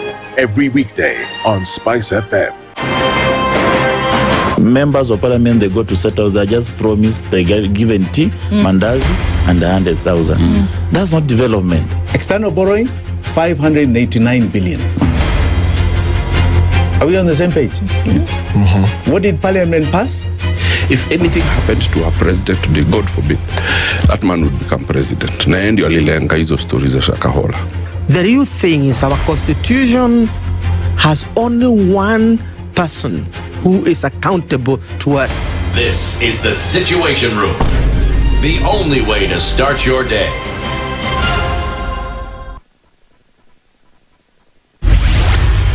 Mature, intelligent talk every morning. Spice up yourself. Mornings done right. 94.4 Spice FM, Nairobi. It's 10 minutes after 9 o'clock, and we continue with our conversations this morning. Thank you for being here in the Situation Room. Bomba letu ukwaji wetu. One would ask, where is this phrase coming from? Well, it's coming from Kenya Pipeline Company, also known as KPC PLC. Why PLC? Because now it is owned by the public. When you talk about KPC, you think about an engine that is pushing an economy, an engine that is making the region integrate and come together. Why? Because we're pushing petroleum products from the port of Mombasa all the way to the lakeside city of Kisumu and all the way to Uganda. So you think about what petroleum product does. So we've been able to come to this office because KPC made that possible, right? Mm-hmm. You are planning to leave the country. You know, perhaps you have an interview in the United States of A.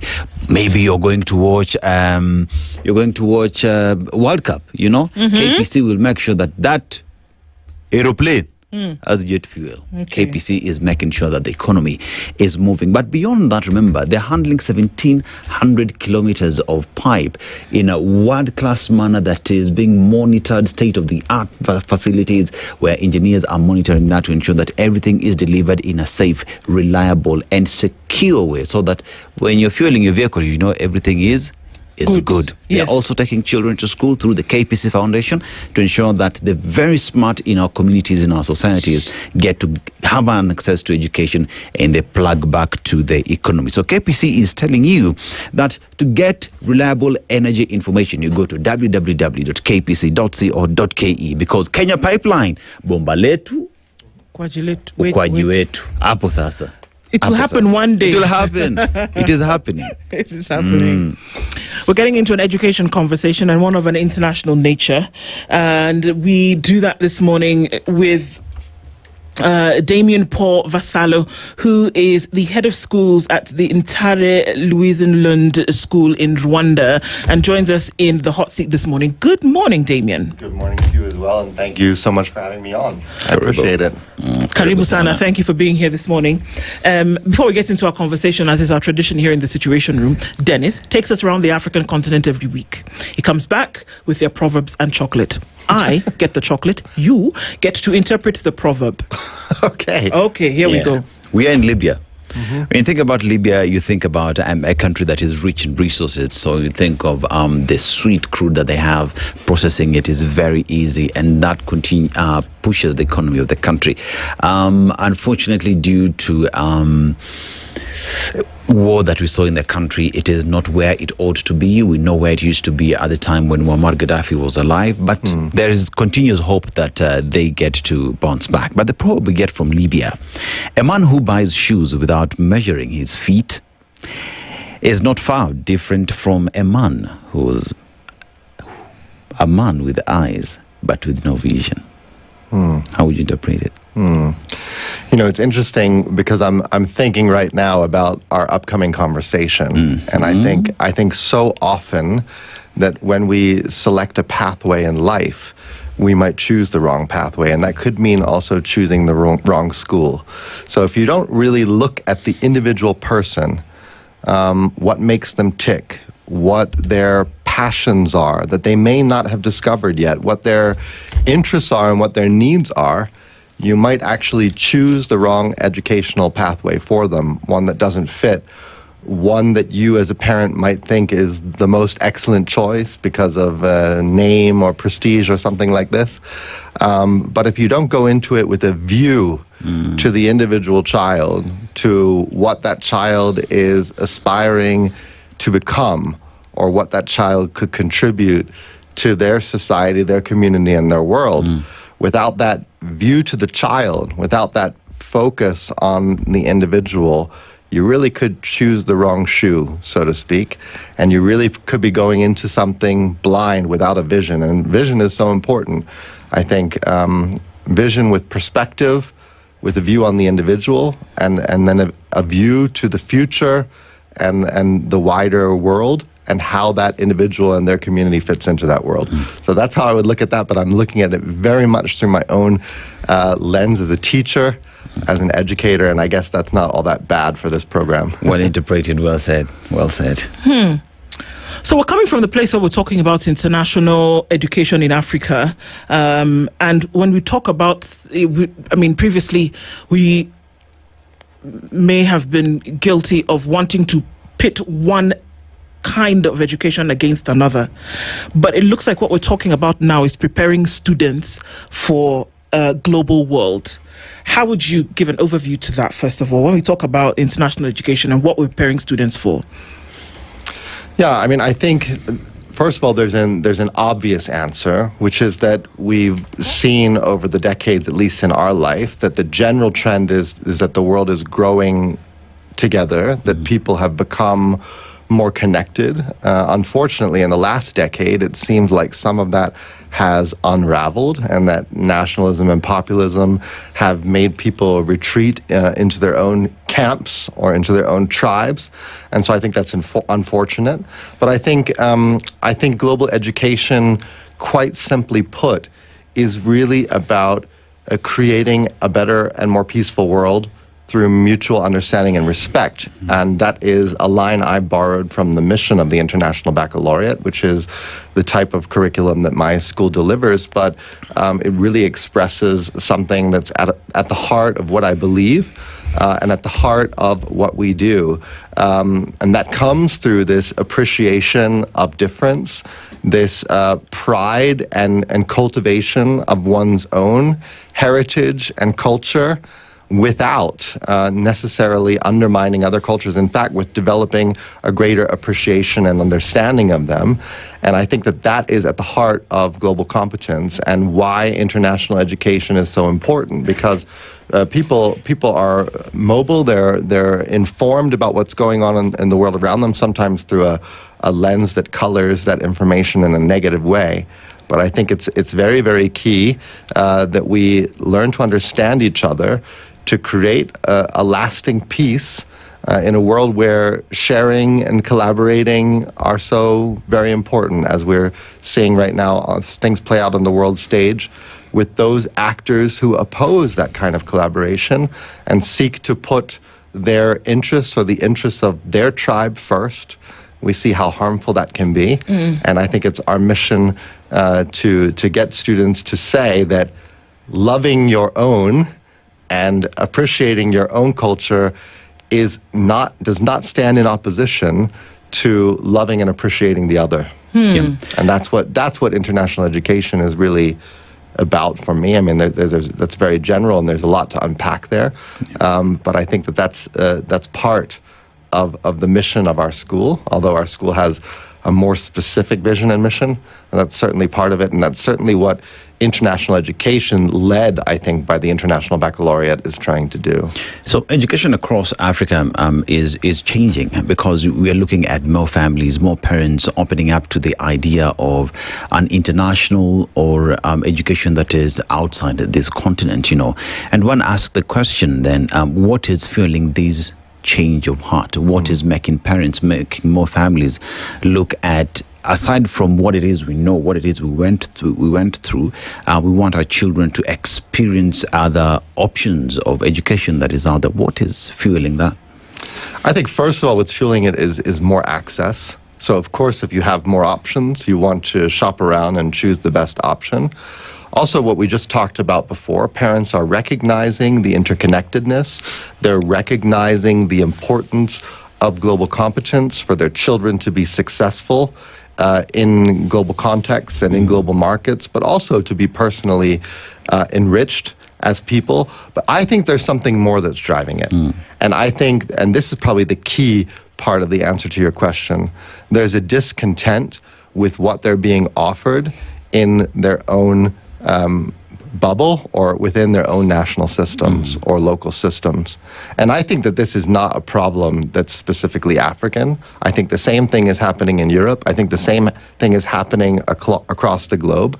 Parents are recognizing that the national curricula or the state prescribed curricula and their approach to education are outdated, they're insufficient, and that discontent and dissatisfaction with what their children are experiencing in their own schools, broadly speaking, for the most part, there are exceptions, of course. I went to public school myself, state school in the United States, and I had a great experience, but it could have been better.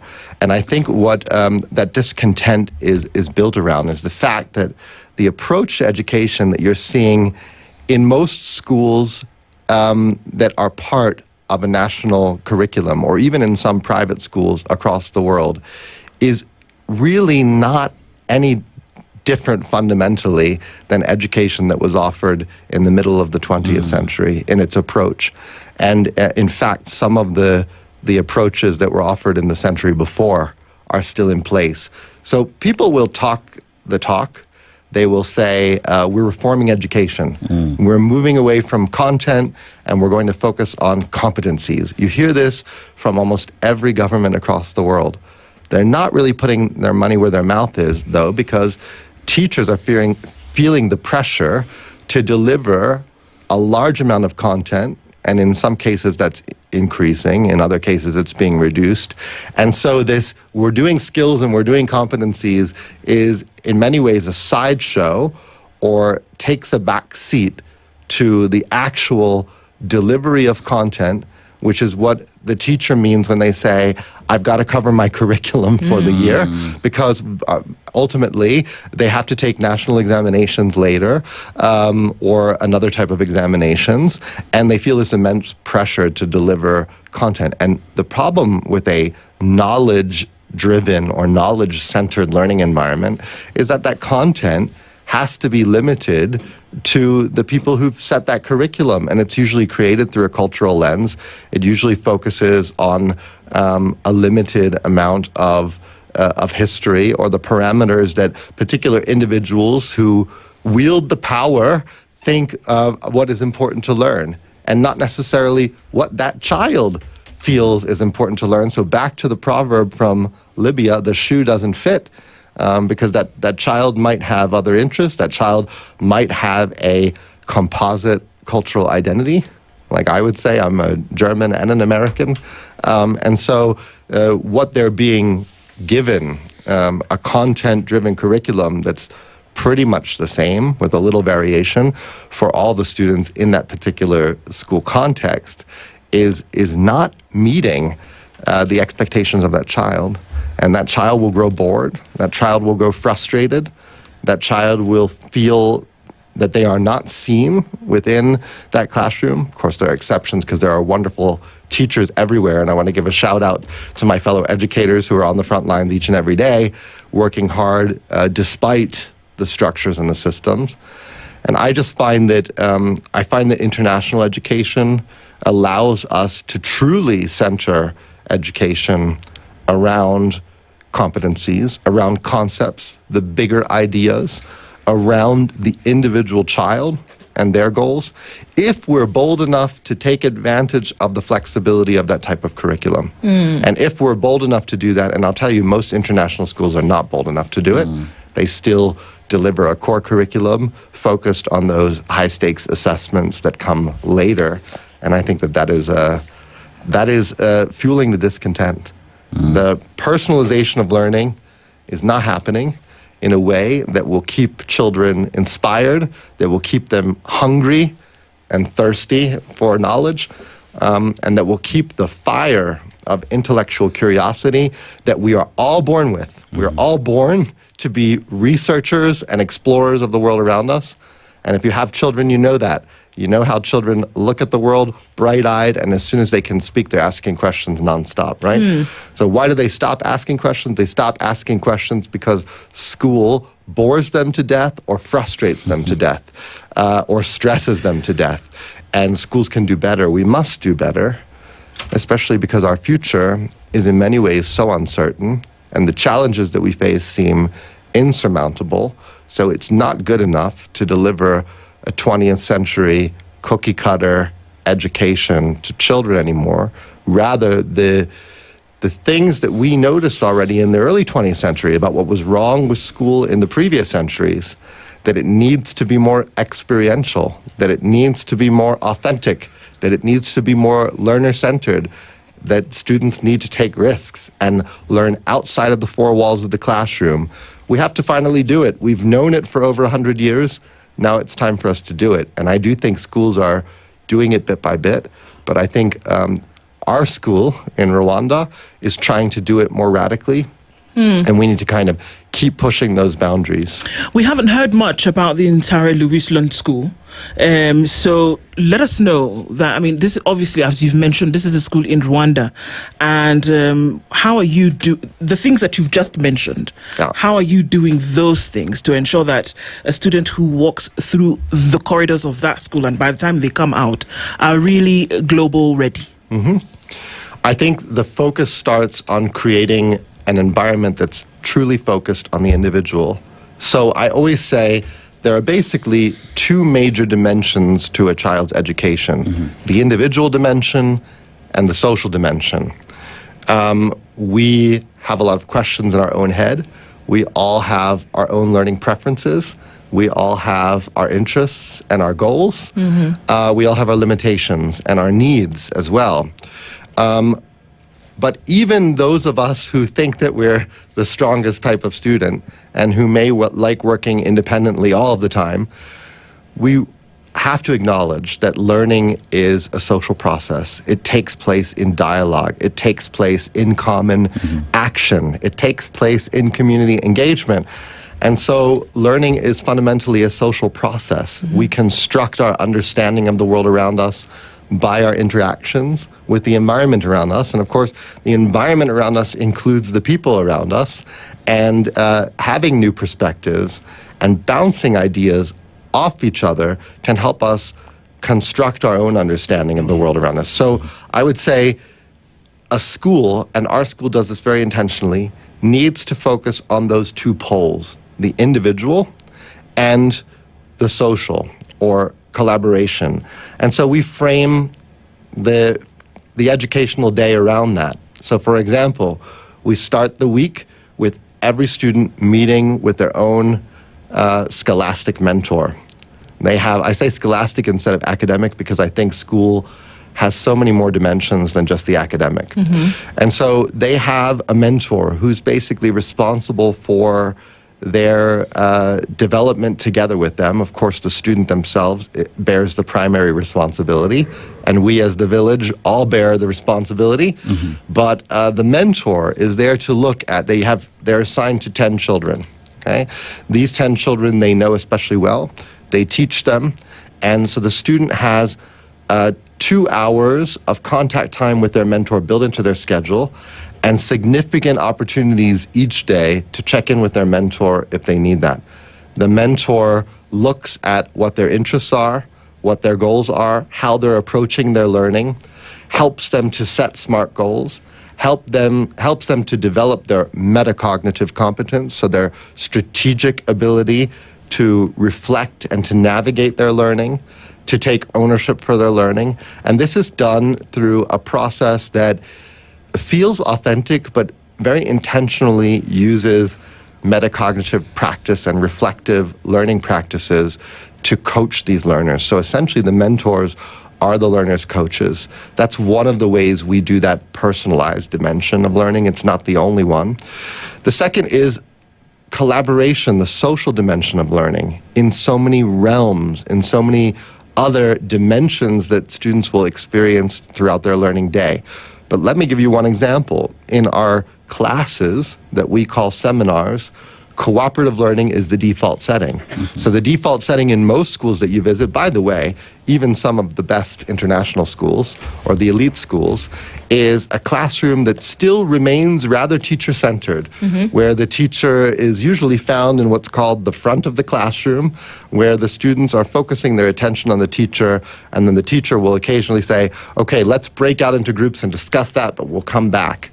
Well, that has some of its merits, and one can do it some of the time, but I find that the more teacher-centered my classroom is, even though I think of myself as a very dynamic and engaging educator who is a good lecturer, I find that my kids disengage. And so what you need is an active classroom where learners can't just sit there passively, where they have to interact with their peers.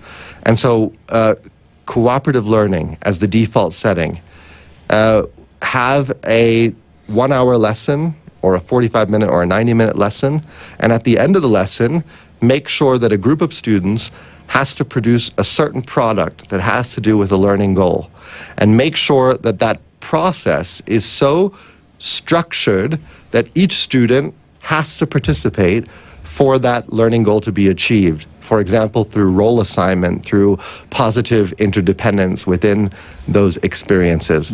But a classroom that's abuzz with interaction, that's alive with conversation, that's alive with learning by doing, that's another approach you'll find. And I think I would add one more thing just so this answer to this question doesn't become too long, because I could talk about this all day, what our school can look like. But we are a school with a special STEM focus, and so you're going to see the laboratories as really key learning spaces, not as a place where a teacher lectures, it just looks like a laboratory, but it becomes a classroom, not as a space where the kids will then go to the lab once every 2 weeks or once a month to apply what they've been learning in the classroom, but rather as the space or the environment in which they're learning science. And by the way, let's extend that outside. We're building an agroforestry site on our campus. We have let the students create biohabitats. So the 53 hectares of our campus, those are also part of the learning environment. And I think that that's what you'll see at our school. You'll see laboratories, you'll see learning studios, you'll see design studios and workshops, you'll see art studios, you'll see the composting areal. So you have all these areas that are the new classroom, and the classroom is not just the classroom. And by the way, beyond the campus, in community engagement activities, in service learning opportunities, in entrepreneurial gatherings where our students are interacting with community experts, where they're interacting with real entrepreneurs, visiting businesses, evaluating small businesses, and things like this. This is the kind of approach to education that you'll see. And I think that what is unique about entire Louise Lund School, because a lot of schools are aspiring to do that and are doing it partially. I think we're doing it to a really great extent, to a really significant extent.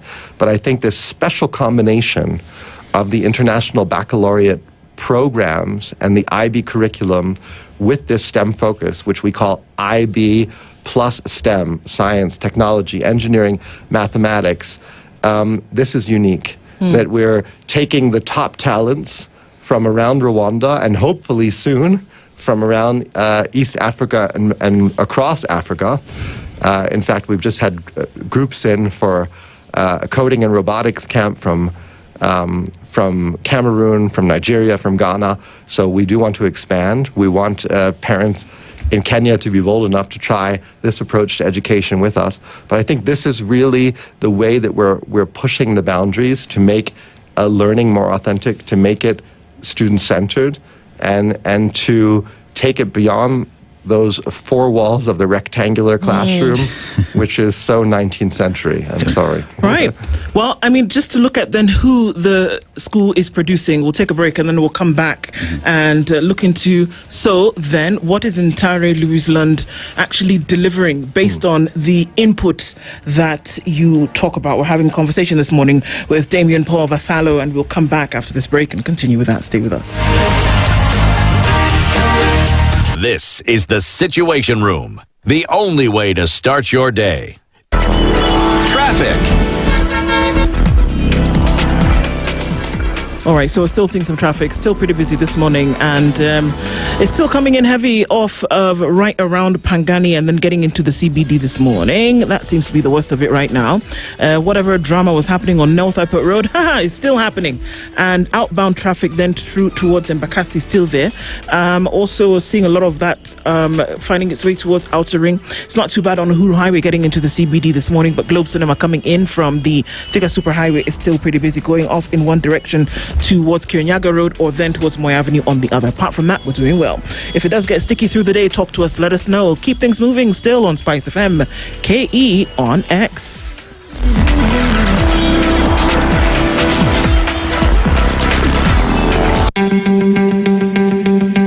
Looking for convenience, variety, and speed all in one place? Welcome to Digger Shop, the official e-commerce platform by Standard Group PLC. From the latest electronics and fashion must-haves to home essentials and unique Kenyan crafts, we've got it all. And guess what? Enjoy countrywide delivery within 48 hours straight to your doorstep. Shop smart, shop secure, and shop with confidence. Visit shop.digger.co.ke. That is shop.digger.co.ke. Digger Shop. Dig it, shop it, love it.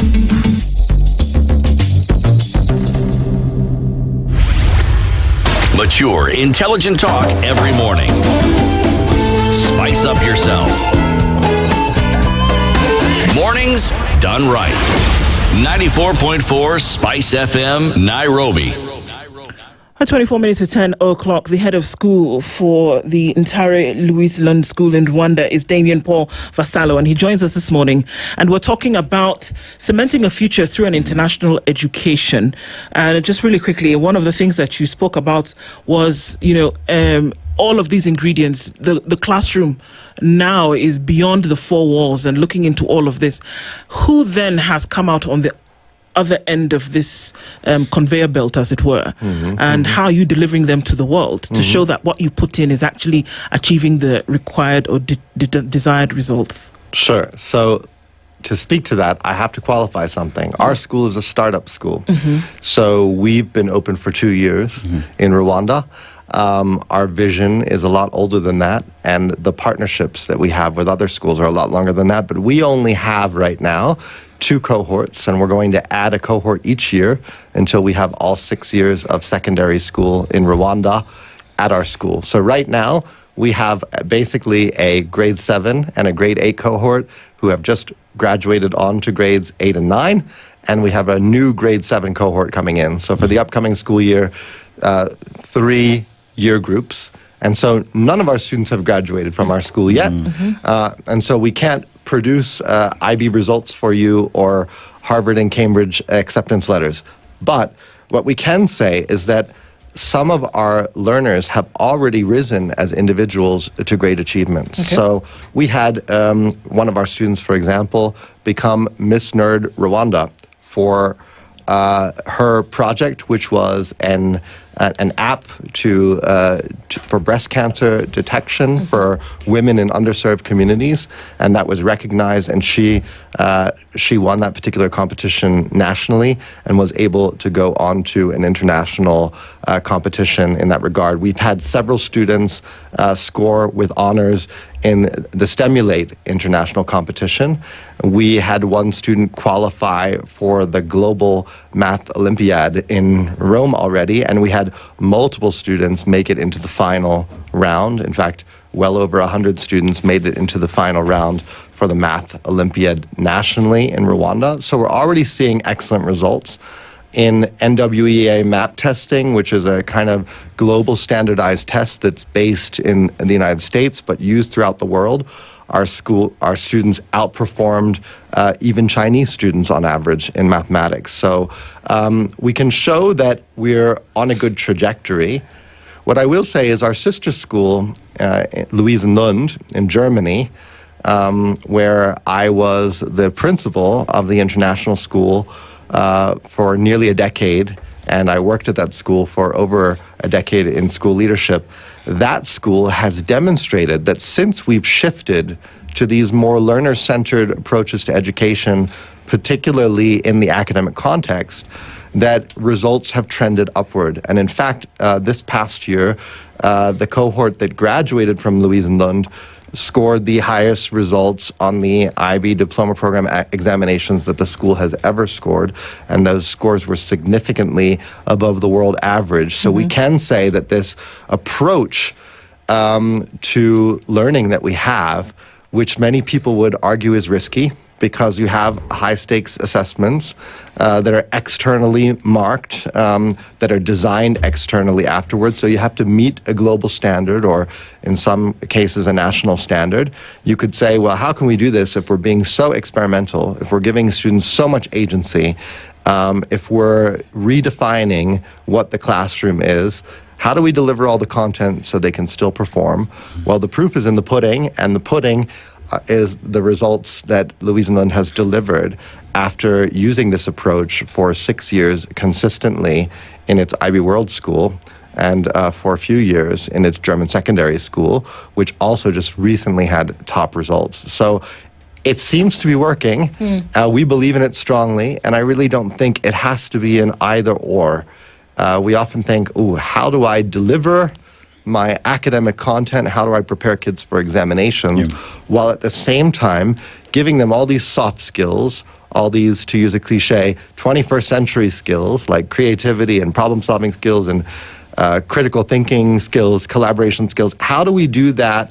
How do we do both? And I would say, if you promote these kind of skills, if you promote student ownership, if you find out what they're curious about and allow them to build their learning program to the greatest extent possible around those passions and interests, you will see better results because they will be more invested in their learning. We have to realize as educators, just because I cover my curriculum, just because I deliver my content, doesn't mean that students are actually internalizing it or actually integrating it into their understanding in their lives.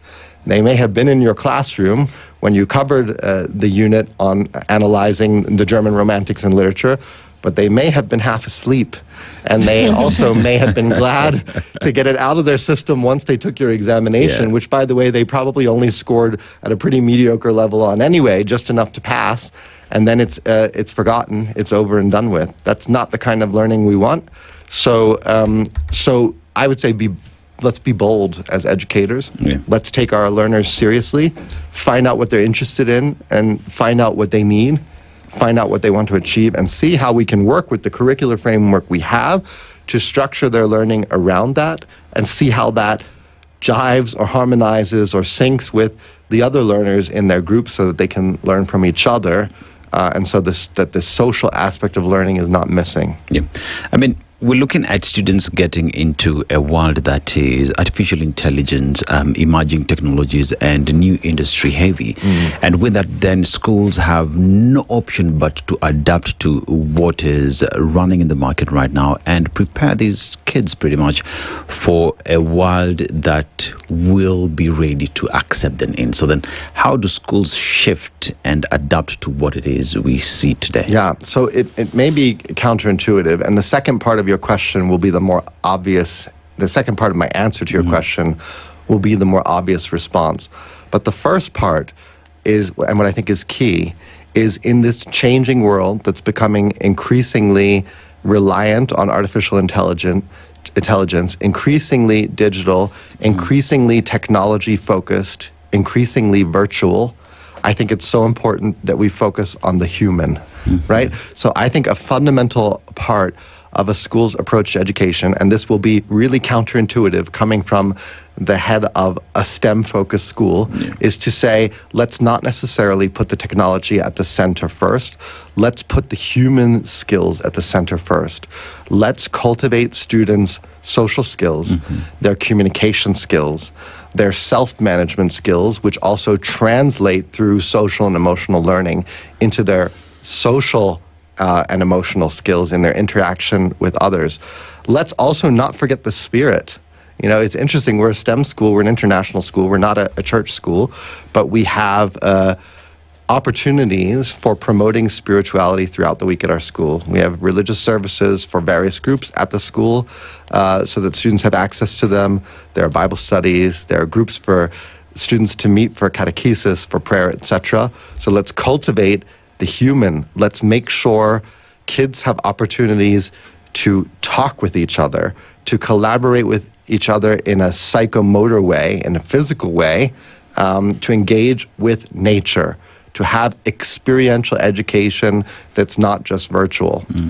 The other side of the coin is they have to know the technology, they have to know ICT, they have to know how to program, they have to understand how generative AI works and how they can be manipulated by it so that they can become masters of this technology and not addicts of it, have mastery over it and not be mastered by it.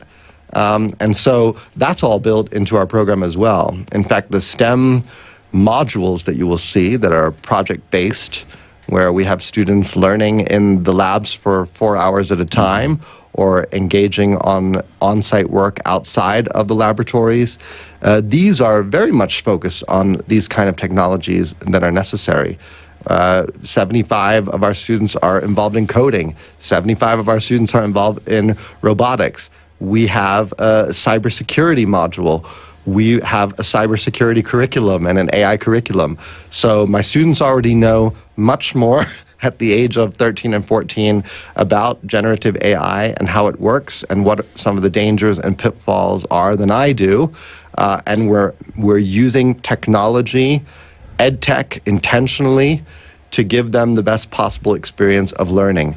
But that has to live in this dynamic and in this tension with promoting those human skills. And so, for example, our students only have their mobile phones on them on Thursday evenings, and Sunday afternoons. The rest of the week at boarding school, there's no access to that phone. There's no access to Instagram and to all the other social media platforms that can become their pitfall and can lead to this addiction. But they all work with a kind of tablet laptop hybrid. We have a learning management system. Many of our resources are digitalized. There are tons of educational tools and learning softwares that they're using. And so they are, as digital natives, becoming highly digitally competent and tech savvy at a level that our teachers are struggling to keep up with. And so we're giving them those tools and those skills so that as soon as they leave our school and go into the academy, I think they'd actually be ready for the workforce. They're already programming apps that are useful. We have a Lost and Found app at our school. It was programmed by one of our 7th graders, right? And it's working. It's working in an excellent way. We actually had one disciplinary issue. I shouldn't talk about this, but we were so impressed by the student's ability to break through a certain firewall that we decided this student needs to be promoted because they have such incredible potential that we've got to harness that potential for good. We've got to harness their skills for good and make sure that they're not getting bored in a school where they have this need or this drive to actually become a hacker, right? But rather make them a tech expert, make them an innovator, make them a designer of future technology that can contribute positively to human beings' experience of the world and to tackling those big challenges that we're facing, like climate change, among other things. How do you ensure that a global education is achieved while still being plugged into a local or community reality? Yes, I love that question because it was something that we thought of immediately. I mean, obviously, when I was asked to come to Rwanda from Germany as an American who's become a German by choice, I was very hesitant. I was thinking, oh, this sounds like a little bit like neocolonialism.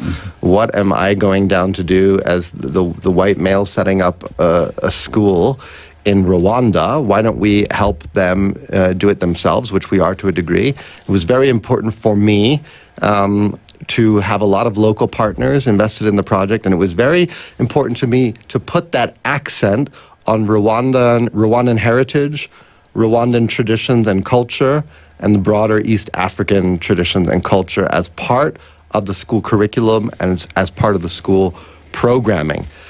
I think that it's also, in this case, dangerous to frame it as an either-or. So people can say, ooh, international schools have the pitfall of not promoting the local culture or ignoring it. And that certainly happens a lot. But if international education is done well, then the contextual lenses through which we learn are the individual. So they focus on that individual's identity and culture and language.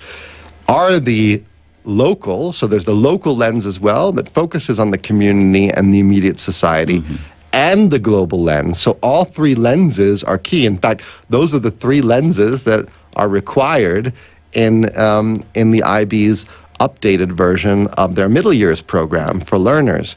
And so if you're doing culture well, international education well, you're promoting learners' appreciation of diversity, which includes an appreciation of their own culture. If we want to be very concrete about it, we promote at our school, for example, traditional dance. We have a Rwandan Heritage Club. We have a Rwandan Heritage Day. We have an African Culture Day. We have an appreciation for the African culinary tradition. We engage actively with community experts. We share our campus with lots of surrounding organizations, community organizations, schools, learning centers, etc. We have football teams from other African nations come and practice on our field, for example. So there's a big sense in which our school, although it's an international school, is very authentically African, very authentically Rwandan, rooted in the traditions and the heritage of that country and affirming of it. And another way you do it is when you design your curriculum, you build in texts and topics that are relevant to the culture. Mm-hmm. So you have them doing an interdisciplinary unit, for example, where Imigongo is the focus. Rwandan folk art is the focus, where we're looking at geometric patterns within it, and we're taking a mathematical focus, and they're producing it from an artistic or designer's perspective, affirming their culture, learning a lot of different subjects in an interdisciplinary way, and still at the same time learning a lot about other cultures, because other texts and topics and contexts will be represented in their curriculum. And that is the balance. So I would say to educators, if you feel there's a risk of neglecting the local culture, then do both boldly and intentionally. And actually, if you're doing international education properly, you're already doing both. Yeah. You cannot not affirm the local identity and heritage and do international education well. Mm.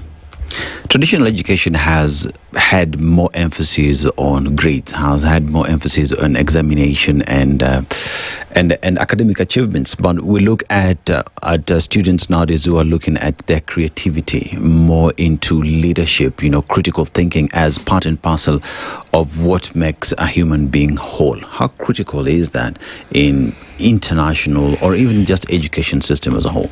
Mm-hmm. Yeah, I think we desperately need to shift our focus, not away from academics, but we need to understand curriculum more broadly. We need to see that it encompasses other dimensions of our being beyond the cognitive. I've already mentioned the psychomotor. Let's think about the affective, our emotions, our social and emotional learning. We have to be able to think about school more broadly, first of all. Second of all, it's also not an either or, right? Promoting skills like collaboration, critical thinking, leadership, which has agency and ownership built into it, collaboration.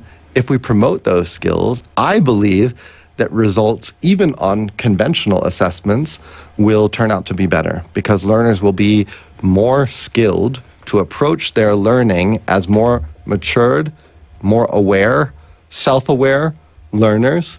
The more they understand about themselves, the more they understand about their peers, the better they're going to be able to attack, to engage with curricular content, and then master those assessments, whether they be more traditional or whether they be more creative. Fortunately, I think that the IB, which is actually in many ways known for very high-stakes examinations and being very exam-focused, has gotten the message and has developed programs already, like the middle years program and the primary years program, which, though they have examinations, are also very, very focused on authentic assessment and give schools a lot of freedom to choose the type or the best way of assessing learners' learning, or giving learners the best possible way to demonstrate their learning based on who they are. For example, through demonstrations in the laboratory, through exhibitions, through performances, performance-based assessment, through portfolios and journaling. I mean, there are so many different ways that students can demonstrate what they've learned beyond the paper exam. But the paper exam can also be more authentic, right? Or the e-assessment can also be more authentic, in that it gets students to engage with text, topics, or models that are very, very close to reality and produce a product, though it be written on a page or entered into a box on an e-assessment digitally, that it has a great relevance for the skill sets that they're trying to develop and for their future. And so I think that you don't have to be worried, teachers and school leaders, about sacrificing time on the curriculum to promote the kinds of skills that you mentioned, which I think very much fit within that category of 21st century skills, soft skills. I think if students master those, they're going to perform better anyway, and we already have some data which shows that, data coming out of our own schools which shows that, because levels of engagement are heightened. And when we talk about the emotional side of learning, there's a neurologist and an educational expert, Mary Helen Imordino-Yang, who I love. She talks about that the fact that when the emotions are activated within our brain, when students actually activate that part of their brain that's used for fight or flight, if you can manage to do that within their learning environment, within their learning context, even within the classroom, then you will create more lasting, more sustainable learning. Because the brain will, in fact, internalize that experience more. The brain will work to create schemata that actually integrate that learning and maintain it and make it applicable to other situations. And so we have to create a learning experience for our students and a learning environment that's inspiring, that's motivating, that's engaging, that's also emotionally challenging. Let's get them indignant about a certain injustice, right? Yeah. Because if they feel that kind of the fire of righteous indignation and they debate passionately and craft arguments around advocating for their particular position on a topic or a text or within the context of a debate, that's an experience they're not going to forget, and they're probably going to build on it because it inspires them to take that learning further, to ask new questions, etc. So yes, let's move away from this idea of a focus on delivering content and even partially skills to make sure high-stakes assessment are met. Let's be bold enough to promote 21st century skills, not at the sake of content, but let's allow students also to choose their own content. Let's tell them what bigger ideas they should master, what concepts are necessary for them to master. Let's lead them to the skills that we believe that they'll need to know, but let's also listen to them. What kind of skills do you want to learn? And what kind of content framework can we help you build through EdTech, through the learning management system and the other softwares that we're using, so you can personalize your experience of learning, so you can still master your IBE assessment or later your diploma program examinations or your Cambridge examinations or whatever the system is. You can still master those, but still develop the skills that everyone says are necessary and everyone agrees are necessary to navigate this new century and still new century and ages to come, generations to come beyond that. I mean, there's a lot to go. There's a lot to then be able to learn and to understand. And to hear it coming from you in that manner is definitely what a lot of folks can pick up from. Really quickly, as our time goes to an end, one of the concerns about international education is the cost of it. How do you then meter those? Sure. Well, first of all, and I think that's very legitimate, because I wouldn't say our school is cheap. But I would say that you're getting a lot for your money at our school. And I have to take my hat off to the government of Rwanda in this case, because they've invested a lot in our school and they invest a lot in education. Education is really valued in Rwanda and probably in many other African nations in a way that it's not in the West, in the global North, because a lot of people in the West, in the global North, take it for granted. It's seen as something that's there, that's accessible, and that is even burdensome to young people. And I have experienced a completely different attitude toward the value of education in Rwanda. And so there is a sense in which parents and institutions, including the government, are prepared to invest in ways that are extremely admirable. That having been said, the cost of our school for full boarding and all these programs, which I won't name as a figure on this program, is a fraction of what you would pay, I'm sorry to say, right here in Nairobi at those top schools. Maybe not a fraction, but it's certainly less than half. Okay. And it is a fraction of what learners are paying in the United States and Germany for the same product. The other thing I would say is that we intentionally create pathways to higher education at our school that will make the road ahead more affordable. So a lot of parents are saying, I want my child to have the opportunity to go to that wonderful, excellent, elite university, and that's going to cost a lot of money, so I can't invest that money in school now. Well, one of the pathways, as an example that we're creating, is because of our school's Germany connection, all of our learners are required to learn German. We have already built a partnership with one German university, and we're working on several others. Our school, sister school, Louisenlund, is either the top or the second best in the rankings. That we're definitely the best school in the country, in Germany, and is well connected with many institutions of higher learning and many research institutions. And so we're creating networks and pathways for our learners to go to university and do their degree in Germany if they want to. And do you know what higher education in Germany costs? Nothing. Okay. Nothing. Right. So that's one of the another conversation that we could have. For affordability, it distinguishes our school from a lot of the other schools because they create pathways to Britain and America, etc., where universities are expensive. And we certainly, some of our learners will get scholarships, we hope, to MIT and Cambridge and Oxford. But we are not banking on that. We're banking on a pathway that's feasible for our learners. Invest in your child's education today. There'll be a payback tomorrow when they go. When they have the opportunity to go to Europe if they choose that pathway. Damien Paul Vassallo is the head of school at the entire Louisenlund School in Rwanda. Thank you for sharing this insight with us this morning and being in the Situation Room. I appreciate the opportunity to do so, and it's been lovely getting to know you and conversing with you on this critical topic. Indeed. For everybody who's on the Situation Room this morning, thank you for being here. We'll talk again tomorrow, God willing. Have a good rest of the day. Keep it SpiceFM. Good morning at 10 a.m.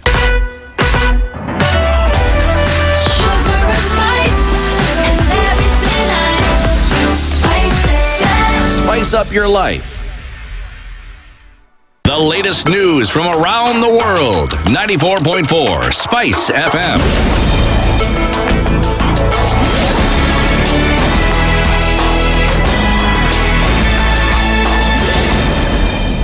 Good morning, this is the news. I'm Sheila Tembor.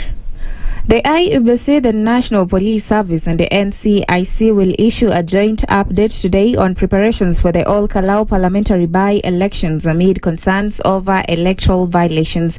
IEBC Chairperson Erastus Ethekon will lead a briefing alongside officials from the Police and Cohesion Commission, with security, election integrity, and enforcement of electoral laws expected to be key issues.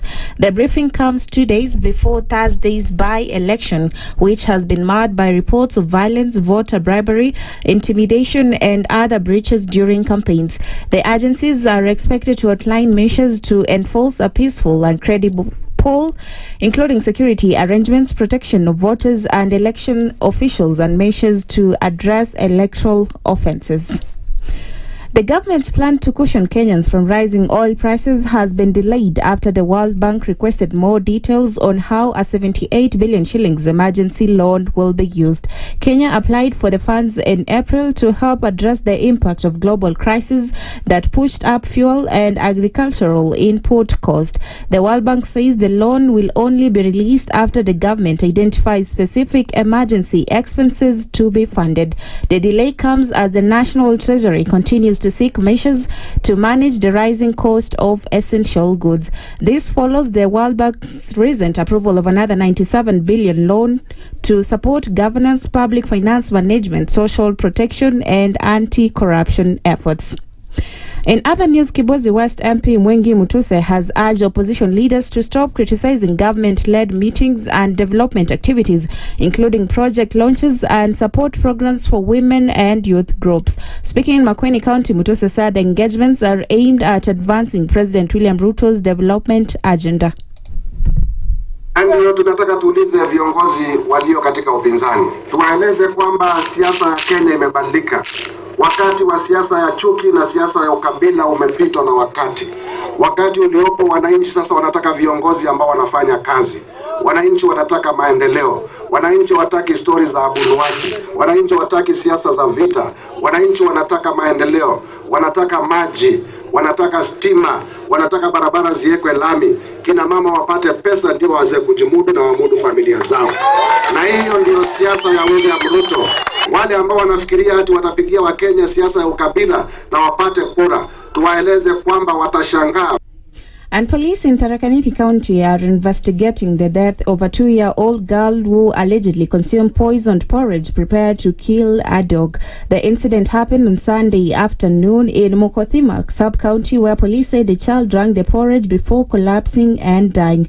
Preliminary reports indicate that a 9-year-old boy had mixed the poison into the porridge while intending to feed it to a dog. Police visited the scene and moved the child's body to Marimanti Hospital mortuary for a post-mortem examination, as investigations continue. And that's the news. I'm Sheila Tembor.